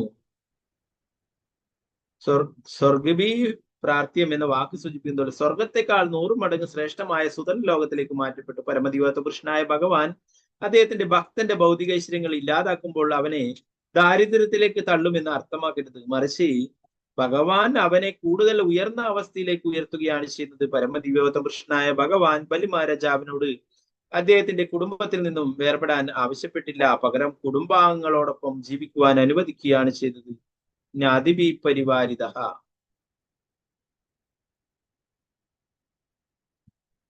സുതല ലോകത്തിൽ അന്യഗ്രഹങ്ങളുടെ അധിഷ്ഠാന ദേവന്മാർക്ക് പോലും അങ്ങയെ കീഴടക്കാൻ കഴിയില്ല. സാധാരണ ജനങ്ങളുടെ കാര്യം പറയേണ്ടതില്ല. അസുരന്മാരെ സംബന്ധിച്ചിടത്തോളം അവർ അങ്ങയുടെ ശാസനം ലംഘിക്കുന്ന വശം അവരെ എന്റെ ചക്രം വധിക്കും. അല്ലയോ മഹാനായ നായക, ഞാൻ എല്ലായ്പ്പോഴും ഭവാന്റെ കൂടെ ഉണ്ടായിരിക്കും. ഭവാനും ഭഗവാന്റെ അനുയായികൾക്കും ഭഗവാന്റെ അനുസാരികൾക്കും സംരക്ഷണം നൽകിയും അതിലുപരി ഭഗവാൻ എല്ലായ്പ്പോഴും എന്നെ അവിടെ കാണുകയും കാണാനും കഴിയുമെന്ന്. എന്റെ പരമശക്തി അവിടെ ദർശിക്കുവാൻ കഴിയുന്നതിനാൽ ഭഗവാന് അസുരന്മാരും ദാനവന്മാരുമായുള്ള സഹവാസത്തിൽ ഉണ്ടായിട്ടുള്ള ഭൗതിക ആശയങ്ങളും ഉത്കണ്ഠകളും തൽക്ഷണം തുടച്ചു നീക്കപ്പെടുന്നു. ഭാവാർത്ഥമേസി ഭക്തി വേദാന്ത സ്വാമി ശ്രീല പ്രഭുപാദ. ഭഗവാൻ ബലിമഹാരാജാവിന് എല്ലാ സംരക്ഷണവും ഉറപ്പു നൽകി അസുരന്മാരുമായുള്ള ദുസ്സംഗത്താൽ ഉണ്ടായാക്കുന്ന ഫലങ്ങളിൽ നിന്നുള്ള സംരക്ഷണവും അവസാനമായി ഉറപ്പാക്കി. ബലിമഹാരാജാവ് തീർച്ചയായും ഒരു ഉത്കൃഷ്ട ഭക്തനായിത്തീരുന്നു. പക്ഷേ തന്റെ സഹവാസം പരിശുദ്ധമായ ഭക്തന്മാരുടേതല്ലാത്തതിനാൽ അദ്ദേഹത്തിന് ഉത്കണ്ഠയുണ്ടായിരുന്നു. അതിനാൽ അദ്ദേഹത്തിന്റെ ആസുരീയ മനോഭാവം നിഗ്രഹിക്കപ്പെടുമെന്നും പരമദിവ്യോത്ത പുരുഷനായ ഭഗവാൻ ഉറപ്പിക്കും. മറ്റു വാക്കുകൾ ഭക്തന്മാരുമായുള്ള സഹവാസം കൊണ്ട് അസുര മനോഭാവം ഇല്ലാതാകും. സദാം പ്രസംഗാൻ മമ വീര്യ സംവിദോ ഭവന്തി ഹൃത്കർണരസായന കഥാ. ഒരു അസുരൻ പരമദിവ്യോത്ത പുരുഷനായ ഭഗവാനെ സ്തുതിക്കുന്നതിൽ മുഴുകിയിരിക്കുന്ന ഭക്തന്മാരോട് സഹവസിക്കുമ്പോൾ അവനും ക്രമേണ ഒരു പരിശുദ്ധ ഭക്തനായി തീരുമെന്ന്. ശ്രീമദ് ഭാഗവതം 8ാം സ്കന്ധത്തിലെ ബലിമഹാരാജാവിന്റെ ആത്മസമർപ്പണം എന്ന 22ാം അധ്യായത്തിൽ ഭക്തിവേദ വർഷം ഇപ്രകാരം സമാപിക്കും. അപ്പൊ യഥാർത്ഥത്തില് ബലിമഹാരാജാവിനെ ഭഗവാൻ അനുഗ്രഹിക്കുകയാണ് ചെയ്തത് അല്ലെ. ഇതിലെ കൂടി നമുക്ക് മനസ്സിലാക്കാം അല്ലെ. പല ആൾക്കാരും പലതരത്തിലും പ്രചരിപ്പിക്കും അല്ലെ. യഥാർത്ഥത്തില് ഭഗവാൻ എന്തൊരു ദുഷ്ടനാണ് എന്നൊക്കെയാണ് സാധാരണ ജനങ്ങള് പറയുന്നത്. എന്താണ്, അവർക്ക് യഥാർത്ഥ ജ്ഞാനത്തെ കുറിച്ചിട്ട് അറിയില്ല അല്ലെ. ഭഗവാൻ ഭക്തന്റെ ഒരു ആഗ്രഹത്തിനും എതിരല്ല. അപ്പോ ബലിമഹാരാജാവിന് ഒരു ആഗ്രഹം ഉണ്ടായിരുന്നു, ഇന്ദ്രന്റെ പദവി അല്ലെ. അപ്പോ അതിനേക്കാളും ഉയർന്ന പദവിയാണ് കൊടുത്തത്. സ്വർഗത്തെക്കാളും 100 മടങ്ങ് ശ്രേഷ്ഠമായിട്ടുള്ള സ്ഥലമാണ് ഈ സുതല ലോകം. വിശ്വകർമാവ് നിർമ്മിച്ചിട്ടുള്ള കൊട്ടാരമാണ് അവിടെ ബലിമഹാരാജാവ് തന്റെ കുടുംബത്തോടൊപ്പം വസിക്കുന്നു. അവിടെ സാക്ഷാൽ വാമനമൂർത്തി ദ്വാരപാലകനായി നിൽക്കുന്നു. അവിടെ മറ്റുള്ള അസുരന്മാർക്കോ മറ്റുള്ളവർക്കോ ആർക്കും തന്നെ ബലിമഹാരാജാവിനെ ആക്രമിക്കുവാനായിട്ടും സാധിക്കില്ല. അടുത്ത മന്യന്റെ തരത്തില് ബലിമഹാരാജാവ് ഇന്ദ്രന്റെ പദവി ഏറ്റെടുക്കുകയും ചെയ്യും. യഥാർത്ഥത്തില് വാമനമൂർത്തി മഹാബലിയെ അനുഗ്രഹിക്കുകയാണ് ചെയ്തിട്ടുള്ളത് അല്ലെ. അല്ലാതെ ചാവിട്ടി താഴ്ത്തി എന്നൊക്കെ പറഞ്ഞിട്ടാണ് പൊളിറ്റീഷ്യന്മാരൊക്കെ പറയുക അല്ലെ. ഇതൊരു ഭഗവാനാണ് എന്നൊക്കെ പറഞ്ഞു. ഓക്കെ, എങ്കിലും അവര് ആ ഒരു രീതിയിലെങ്കിലും ഭഗവാനെ കുറിച്ച് പറയുന്നു അല്ലെ. വാമനമൂർത്തി എന്നുള്ള ആ ഒരു പേരെങ്കിലും പറയുന്നു, വാമനദേവൻ എന്നുള്ള പേരെങ്കിലും ഉച്ചരിക്കുന്നു അല്ലെ. അതും എന്താണ്, ശിശുപാലൻ എപ്പോഴും കംസന് നെഗറ്റീവായിട്ട് ചിന്തിച്ചിട്ടും ഭഗവാന്റെ കൈകൊണ്ട് മുക്തി ലഭിക്കുകയുണ്ടായി അല്ലെ. അതുപോലെ അവരും പറയുന്നുണ്ടെങ്കിലും നെഗറ്റീവായിട്ടുള്ള കാര്യങ്ങളും പറയുന്നുണ്ടെങ്കിലും അവർക്കും പറ്റാത്ത സുഹൃത്തം കിട്ടട്ടെ അല്ലെ. ഓക്കെ, നമ്മള് ഭക്തന്മാരെ എന്താ പറയാ പറഞ്ഞു കൊടുക്കുക. യഥാർത്ഥമായിട്ടുള്ള നമ്മൾ മറ്റുള്ളവർക്ക് പറഞ്ഞു കൊടുക്കുക. യഥാർത്ഥത്തില് തെറ്റിദ്ധരിക്കപ്പെടുന്ന ഒരു ലീലയാണ് പലപ്പോഴും അല്ലെ. എന്താ പറയാ ചെറിയ കുട്ടികളെ വരെ അങ്ങനെ പഠിപ്പിച്ചിട്ടാണ് അവരൊക്കെ അങ്ങനെ വളർത്തുന്നത്. എന്താണ്, ഭഗവാൻ ദുഷ്ടനായിട്ടുള്ള വ്യക്തിയാണ്, എത്ര നല്ലൊരു ചക്രവർത്തിയായിരുന്നു ബലിമഹാരാജാവ് അല്ലെ. അദ്ദേഹത്തിനെ ചവിട്ടി താഴ്ത്തി അല്ലെ. ഭഗവാന് സറണ്ടർ ആയിട്ടുള്ളതാണ് ആത്മസമർപ്പണം അല്ലെ. ഭഗവാൻ അനുഗ്രഹിക്കുന്നതാണ് പാദങ്ങൾ. നമ്മൾ കണ്ടിട്ടുണ്ടാവും പല ലീലകളിലൊക്കെ. രഘുനാഥ് ദാസ് ഗോസ്വാമിയെ നിത്യാനന്ദ പ്രഭു ചൈതന്യ മഹാപ്രഭു ഒക്കെ അനുഗ്രഹിക്കുകയുണ്ടായി, പാദങ്ങൾ ശിരസിപ്പിച്ചു. ജഗായിമതായി അനുഗ്രഹിക്കും. അപ്പൊ അങ്ങനെ ഭഗവാൻ അനുഗ്രഹിക്കുന്നത് പാദങ്ങൾ കൊണ്ട് അനുഗ്രഹിക്കുന്നതാണ് യഥാർത്ഥത്തിൽ, അല്ലാതെ ചവിട്ടി താഴ്ത്തിയിട്ട് എവിടേക്കും അയച്ചിട്ടില്ല അല്ലെ.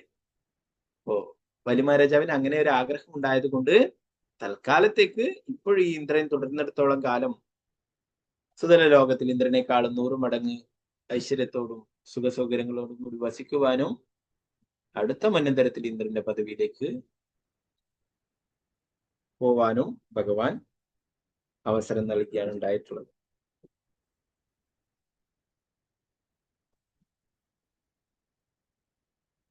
അപ്പൊ പിന്നീട് ഇന്ദ്രന്റെ സിംഹാസനം ബലിമഹാരാജാവ് ഇന്ദ്രന്റെ സിംഹാസനമൊക്കെ പിടിച്ചടക്കിയിട്ടായിരുന്നു ഉണ്ടായിരുന്നത്. എന്നാൽ പിന്നീട് ഭഗവാൻ അതൊക്കെ തിരിച്ച് ഇന്ദ്രനോട് തന്നെ ഭരണം നിർവഹിക്കുവാനായിട്ട് പറയുക. അടുത്ത അധ്യായങ്ങളിൽ അതിനെ കുറിച്ചിട്ടൊക്കെയാണ് പറയുന്നത്. അപ്പൊ ഭഗവാന്റെ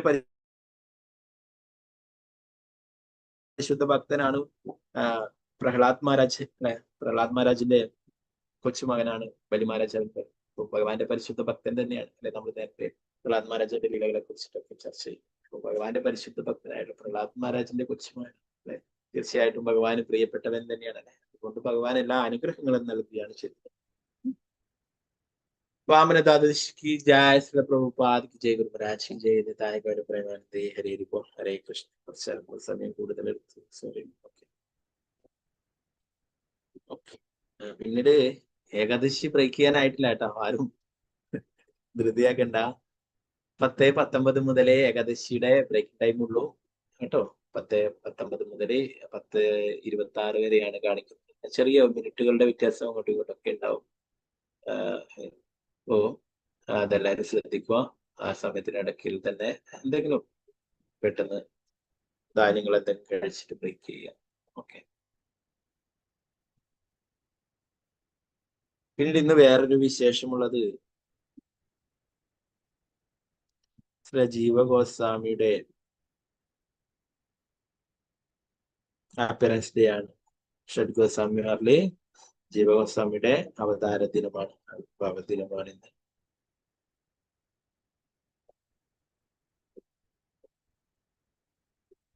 രൂപ ഗോസ്വാമിയുടെയും സനാതന ഗോസ്വാമിയുടെ ശിക്ഷണത്തിന് കീഴിൽ ധാരാളം ഗ്രന്ഥങ്ങൾ എഴുതിയിട്ടുണ്ട്.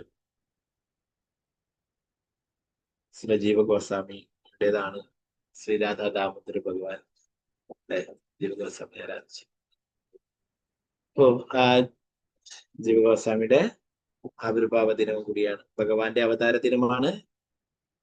ഭഗവാന്റെ നിത്യത്തിലുള്ള മഞ്ജരിയാണ് ജീവ ഗോസ്വാമി. അപ്പോ ജീവ ഗോസ്വാമിയുടെ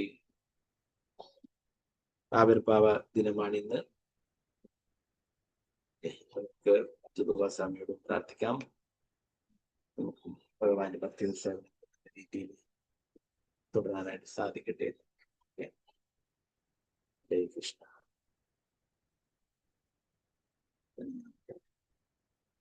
ഓ, ആർക്കെങ്കിലും അർജന്റ് ഉണ്ടെങ്കിൽ പോവാം. ഏതായാലും ഈ ഓണൊക്കെ ആയതുകൊണ്ട് എല്ലാവരും ഫ്രീ ആയിരിക്കും വിചാരിക്കുന്നു, ജോലിക്കൊന്നും ഇന്ന് ആർക്കും പോകണ്ട. അപ്പൊ ഞാൻ ആ ഏകാദശിയുടെ മഹാത്മ്യം കൂടി വായിച്ചിട്ട് ക്ലാസ് ഇവിടെ അവസാനിപ്പിക്കുന്നു. ഓക്കെ. പാർശ്വ ഏകാദശിയെ കുറിച്ചിട്ട് പറയുന്നത്, നേരത്തെ പറഞ്ഞ വാമനമൂർത്തി അവതരിക്കുന്നത് അഭിജിത്ത് മുഹൂർത്തത്തിലാണ് അല്ലെ. അഭിജിത്ത് മുഹൂർത്തം എന്ന് പറയുന്നത് ആ ഒരു 11-12 ഇടയിലുള്ള സമയമാണെന്ന് തോന്നുന്നു അല്ലെ. ഉച്ചയുടെ ഇടയിലായിട്ട് വരുന്നതാണ്. 11 മണിക്ക് ശേഷം ചെറിയ സമയവും വരുള്ളൂ, ഒരു 3/4 മണിക്കൂർ അത്രയൊക്കെ സമയം വരുന്നത്. അത് അത്രയും മഹത്തരമായിട്ടുള്ള സമയം. ആ സമയത്താണ് വാമനമൂർത്തി അവതരിച്ചത്. അപ്പൊ ഇന്നത്തെ അപ്പോ ഏകാദശി ബ്രേക്കിങ്ങും കുറച്ച് ലേറ്റ് ആയിട്ടാണ്. അപ്പൊ അതെല്ലാവരും ശ്രദ്ധിക്കാം. ഓക്കെ. അപ്പൊ പാർശ്വ ഏകാദശിയെ കുറിച്ച് കൂടി വായിച്ചിട്ട് ഞാൻ നിർത്താം. വരുണദേവന്റെ സർപ്പഭാഷത്തിൽ ബന്ധിക്കപ്പെട്ട ബലി മഹാരാജാവ് ഭഗവാൻ വാമനദേവനെ അഭയം പ്രാപിച്ചു എന്നത് പുരാണങ്ങളിൽ പ്രസിദ്ധമാണ്. ഭാദ്രമാസത്തിലെ ആഗസ്റ്റ് സെപ്റ്റംബർ മാസ ശുക്ലപക്ഷത്തിൽ വരുന്ന ഏകാദശിയെ പറ്റി മഹാരാജ യുധിഷ്ഠിരൻ ശ്രീകൃഷ്ണ ഭഗവാനോട് ചോദിച്ചു. ഭഗവാനെ, ആ ദിനത്തിന്റെ നാമം എന്താണ്? ഏത് രൂപത്തെയാണ് ആ ദിവസം ആരാധിക്കേണ്ടത്? ദയവായി എല്ലാം വ്യക്തമാക്കണം. അത് കേട്ട ഭഗവാൻ ശ്രീകൃഷ്ണൻ ഉത്തരം നൽകി. യുധിഷ്ഠിര, ആ മഹാമാന്യതനായ ഏകാദശി വാമന ഏകാദശി എന്നും ജയന്തി ഏകാദശി എന്നും പാർശ്വ പരിവർത്തനി ഏകാദശി എന്നും അറിയപ്പെടുന്നു. ഇത് ആചരിക്കുന്നവർ സർവ്വപാപങ്ങളിൽ നിന്നും വിമുക്തരായി ഭൗതിക ബന്ധനത്തിൽ നിന്നും മോചിതരാകുന്നു. ഇതിന്റെ മഹാത്മ്യം കേൾക്കുന്ന മാത്രയിൽ മുൻകാല പാപകർമ്മങ്ങൾ നശിപ്പിക്കും. ഒരാൾ അശ്വമേധ യാഗം നടത്തിയാൽ ലഭിക്കുന്നത് പോലെ അതിലധികം ഫലം ഇതിലൂടെ ലഭിക്കുന്നു. കാരണം ഇത് വളരെ എളുപ്പത്തിൽ മോക്ഷം പ്രദാനം ചെയ്യുന്നു. ഈ വ്രതദിനത്തിൽ ഭക്തർ ഭഗവാൻ വാമനദേവനെ ഭക്തിപൂർവ്വം ആരാധിക്കണം. മരണാനന്തരം ഭക്തർ നിർഭയമായി ഹരിധാമം പ്രാപിക്കും. ഈ ദിനം പ്രത്യേകിച്ച് പരിവർത്തന ഏകാദശി എന്നും അറിയപ്പെടുന്നു. കാരണം ശയനനിദ്രയിൽ ആയിരുന്ന ഭഗവാൻ വിഷ്ണു ആ ദിവസം ഒരു വശം മാറിക്കിടക്കും. ഇതാണ് യോഗനിദ്രയിലാണ് ഭഗവാൻ അല്ലെ, ചാതുർമാസത്തിൽ. അപ്പോൾ ഈ ഒരു ദിനം ഭഗവാൻ ഒരു വശത്തുനിന്ന് വേറൊരു വശത്തേക്ക് ചരിഞ്ഞു കിടക്കുന്നു എന്ന് പറഞ്ഞു, വശം മാറിക്കിടക്കും. കൃഷ്ണ മഹാരാജാവ് വീണ്ടും ചോദിച്ചു, ജനാർദ്ദന, ആ ഭഗവാൻ എങ്ങനെ ഉറങ്ങുകയും പിന്നെ വശം മാറുകയും ചെയ്യുന്നു? ഭഗവാൻ നിദ്രാവസ്ഥയിൽ ലോക സമ്പ്രദായത്തിന് എന്താണ് സംഭവിക്കുന്നത്? അങ്ങ് ബലി മഹാരാജാവിനെ എങ്ങനെയാണ് കീഴടക്കിയത്? ചാതുർമാസ വ്രതം എങ്ങനെ അനുഷ്ഠിക്കണം? ദയവായി വ്യക്തമാക്കണേ. അപ്പോൾ ശ്രീകൃഷ്ണ ഭഗവാൻ പറഞ്ഞു, യുധിഷ്ഠിര, ഞാൻ പറയുന്ന ഈ ചരിതം കേൾക്കുന്നത് കൊണ്ട് തന്നെ മനുഷ്യന്റെ എല്ലാ പാപകർമ്മങ്ങളും മാഞ്ഞു പോകും. ത്രേതായുഗത്തിൽ ബലി എന്ന വിധീരനായ രാജാവുണ്ടായിരുന്നു. അസുരകുലത്തിൽ ജനിച്ചെങ്കിലും അദ്ദേഹം എന്റെ ഭക്തനായിരുന്നു. വേദപാരായണം നടത്തുകയും മഹാബ്രാഹ്മണരെ ആദരിക്കുകയും യജ്ഞയാഗങ്ങൾ നടത്തുകയും ചെയ്തത്. എന്നാൽ ഇന്ദ്രനോട് വൈരമുണ്ടായി അദ്ദേഹം ദേവലോകം കീഴടക്കി. ഇന്ദ്രനും മറ്റു ദേവതകളും മഹർഷികളും ദേവഗുരു ബൃഹസ്പതിയും ഒരുമിച്ച് വന്ന് എന്നോട് പ്രാർത്ഥിച്ചു. അങ്ങനെ ഞാൻ വാമന അവതാരം സ്വീകരിച്ചു. ബ്രാഹ്മണ വേഷത്തിൽ ബലിയോട് 3 അടിയോളം ഭൂമി മാത്രമേ ചോദിച്ചുള്ളൂ. ഒരു അടിയിൽ ഭൂമി മുഴുവനും, 2ാമത്തെ അടിയിൽ മുഴുവൻ ലോകങ്ങളും കീഴടക്കി. 3ാമത്തെ അടി അളക്കാൻ സ്ഥലമില്ലാതെ വന്നപ്പോൾ മഹാഭക്തനായ ബലി തന്റെ ശിരസ് തന്നെ സമർപ്പിച്ചു. അദ്ദേഹത്തിന്റെ നിഷ്കളങ്ക ഭക്തിയിൽ സന്തോഷപ്പെട്ട ഞാൻ ഇനി താങ്കളുടെ കൂടെ എല്ലായ്പ്പോഴും ഞാൻ വസിക്കും എന്ന് വാഗ്ദാനം ചെയ്തു. അതിനുശേഷം ഭാദ്രപാദ ശുക്ലപക്ഷത്തിലെ ഏകാദശി ദിനത്തിൽ ബലി തന്റെ ഭവനത്തിൽ എന്റെ വിഗ്രഹം സ്ഥാപിച്ചു. അതേ ദിവസം പാർശ്വ ഏകാദശി എന്നും പ്രസിദ്ധമായി. കാർത്തിക മാസത്തിലെ ഹരിബോധിനി ഏകാദശി വരെയുള്ള കാലം ഞാൻ പാലാഴിയിൽ ശയിക്കുന്നു. ഈ ഇടവേളയിൽ ചെയ്യുന്ന സകല വ്രതങ്ങളും മഹത്തായ പുണ്യഫലം നൽകുന്നു. അതിനാൽ പാർശ്വ ഏകാദശി പ്രത്യേകം ആചരിക്കണം. ആ ദിവസം ഭക്തർ വാമനദേവനെ ത്രിവിക്രമനെ അതിപ്രേമത്തോടെ ആരാധിക്കണം. യോഗ്യരായ ബ്രാഹ്മണർക്ക് തൈരും ചോറും വെള്ളവും ദാനം ചെയ്യണം. ഈ വ്രതം ഭക്തിപൂർവ്വം അനുഷ്ഠിക്കുന്നവർ ഭൗതിക ബന്ധനങ്ങളിൽ നിന്നും മോചനം നേടി ഈ ലോകത്തും പരലോകത്തും ആനന്ദം അനുഭവിക്കും. പാർശ്വ ഏകാദശി വ്രതത്തിന്റെ ഫലം സഹസ്ര അശ്വമേധയാഗങ്ങൾക്ക് തുല്യമാണ്. ഓക്കെ, അപ്പോ ആ ഏകാദശിയാണ് ഇന്ന് അല്ലെ. പലപ്പോഴും അത് ചെറിയ സമയത്തിന്റെ വ്യത്യാസം കൊണ്ടൊക്കെ അങ്ങോട്ടും ഇങ്ങോട്ടും വരുന്നതാണ്. ആ ഒരു തിഥിയിൽ വരുന്നത് അല്ലെ. ചിലപ്പോഴൊക്കെ എന്താ പറയുക, ഉത്രാട ദിനത്തിന് അല്ലെ ആണ് ഏകാദശി ഒക്കെ ഉണ്ടാകരുത്. പലരും പറയും ഉത്രാടായിട്ട് ഏകാദശി ആയതുകൊണ്ട് സദ്യയൊന്നും കഴിക്കാൻ കഴിയില്ല എന്നൊക്കെ. അപ്പോൾ ഇപ്രാവശ്യം അങ്ങനെ ഒരു പ്രശ്നം വരുന്നില്ല അല്ലെ. ഇന്നലെ ഏകാദശി കഴിഞ്ഞു. ഇന്ന് 10 മണി കഴിഞ്ഞ് 19 മിനിറ്റോടെ ഏകാദശി ബ്രേക്ക് ചെയ്യാം അല്ലെ. വാമന ദ്വാദശിയുടെ ഫാസ്റ്റിംഗ് ഇന്നലെ തന്നെ കഴിഞ്ഞു. ഉച്ചവരെ തീർച്ചലെടുക്കുന്നതിലൂടെ ആ ഒരു ഫാസ്റ്റിംഗ് കഴിഞ്ഞു. അപ്പൊ ഇന്ന് ഫാസ്റ്റിംഗ് ഒന്നുമില്ല, ഇന്ന് ഫീസ്റ്റ് ആണ് അല്ലെ. 10:19 ശേഷം ഏകാദശി എടുത്തവരൊക്കെ ബ്രേക്ക് ചെയ്യുക. ആ സമയം എല്ലാവരും വളരെ ശ്രദ്ധിക്കുക അല്ലെ. ഒന്നും സാധിക്കുന്നില്ലെങ്കിൽ എന്തെങ്കിലും ഇന്ന് കുറെ വിഭവങ്ങളൊക്കെ ഉണ്ടാക്കുന്ന തിരക്കിലാണെങ്കിൽ എന്തെങ്കിലും ഒരു അരിമണിയോ അല്ലെ ഒരു അവിലോ എന്തെങ്കിലും ഒരു ധാന്യങ്ങൾ എടുത്ത് കഴിച്ചിട്ട് ബ്രേക്ക് ചെയ്യുക. ഓക്കെ, ഹരേ കൃഷ്ണ. എല്ലാവർക്കും നന്ദി. ഹരേ കൃഷ്ണ. അപ്പൊ എല്ലാവർക്കും തിരുവോണ ആശംസകളൊക്കെ. അപ്പോ ഭഗവാന്റെ ആ ലീലകളെ കുറിച്ചിട്ട് നമ്മൾ ഓർക്കുക അല്ലെ. പലപ്പോഴും അതും മറന്നു പോകുന്നു എല്ലാവരും അല്ലെ. ബിസിനസ് ആണ് ഇന്ന് ഓണം എന്നൊക്കെ പറഞ്ഞ എല്ലായിടത്തും എന്താ പറയാ, ബലിമഹാരാജ ഭഗവാന്റെ പരിശുദ്ധ ഭക്തനാണ് അല്ലെ. വളരെ മനോഹരമായിട്ടുള്ള രൂപമായിരുന്നു. അതിന് പകരം വലിയൊരു കുടവയറും വലിയൊരു മീശയൊക്കെ വെച്ചിട്ട് അല്ലെ അവര് ബലിമഹാരാജാവ് എന്ന് പറഞ്ഞിട്ട് അവതരിപ്പിക്കും. അവര് അത് വെച്ചിട്ട് ബിസിനസ് ഒക്കെ നടത്തുകയൊക്കെ ചെയ്യും അല്ലെ. യഥാർത്ഥത്തിൽ നമ്മുടെ അപ്പോഴ് വാമന ഭഗവാനെ കുറിച്ചിട്ട് ഓർക്കുക. ഓക്കെ, വാമന ഭഗവാൻ എന്റെ കാരുണ്യം എല്ലാവർക്കും ഉണ്ടാകട്ടെ. ഇപ്പൊ എന്താ പറയുന്നത്, ബലിമഹാരാജാവിന്റെ കൂടെ എപ്പോഴും ഭഗവാനുണ്ട്. ഗോപികമാർക്ക് പോലും ഭഗവാനെ എപ്പോഴും ലഭിക്കില്ല അല്ലെ. പകല് ഗോപന്മാരുടെ കൂടെ കാലികളെ മേയ്ക്കാനൊക്കെ പോയി പിന്നീട് ഗോപികമാർക്ക് അല്ലെ വൈകുന്നേരം പിന്നീട് അതിനുശേഷം സൂര്യോദയ അസ്തമയത്തിന് ശേഷം മാത്രമേ ഭഗവാൻ ലഭിക്കൂ അല്ലെ. അതുപോലെ തന്നെ എന്താ പറയുന്നത്, മറ്റുള്ളവർക്കും ഒക്കെ അങ്ങനെയാണ്. എന്നാൽ ഇവിടെ ബലിമഹാരാജാവ് അത്രയും ഭഗവാന് പ്രിയപ്പെട്ടവനാ. അതുകൊണ്ട് എന്താ പറയുന്നത്, നിനക്ക് എപ്പോഴും എന്നെ കണ്ടുകൊണ്ടിരിക്കാം, നിന്റെ ദ്വാരപാലകനായിട്ട് ഞാൻ എപ്പോഴും ഉണ്ട് അല്ലെ. സ്വയം ഭക്തന്റെ സംരക്ഷകനായിട്ട് ഭഗവാൻ എപ്പോഴും ഉണ്ട് അല്ലെ. ഭഗവാൻ നമ്മൾ കഴിഞ്ഞ ഭാഗവത്തിലൊക്കെ പഠിച്ചു അല്ലെ. ഭഗവാൻ പറയുന്നത് ഭഗവത്ഗീതയിലെ ശ്ലോകങ്ങളും പ്രഭുപാദർ ധാരാളം സ്ഥലങ്ങളിൽ നമ്മൾ കഴിഞ്ഞ ക്ലാസ്സുകളിലൊക്കെ എടുത്ത് ഭാഗവത്തിൽ അല്ലെ. അഹം ഭക്ത എന്താ പറയുന്ന അഹം ഭക്ത പരാധീനാണ് അല്ലെ. അതുപോലെ തന്നെ നമേ ഭക്ത പ്രണശ്യം അല്ലെ. എന്റെ ഭക്തൻ ഒരിക്കലും നാശമില്ല അല്ലെ. അതാണ് കാണിക്കുന്നത്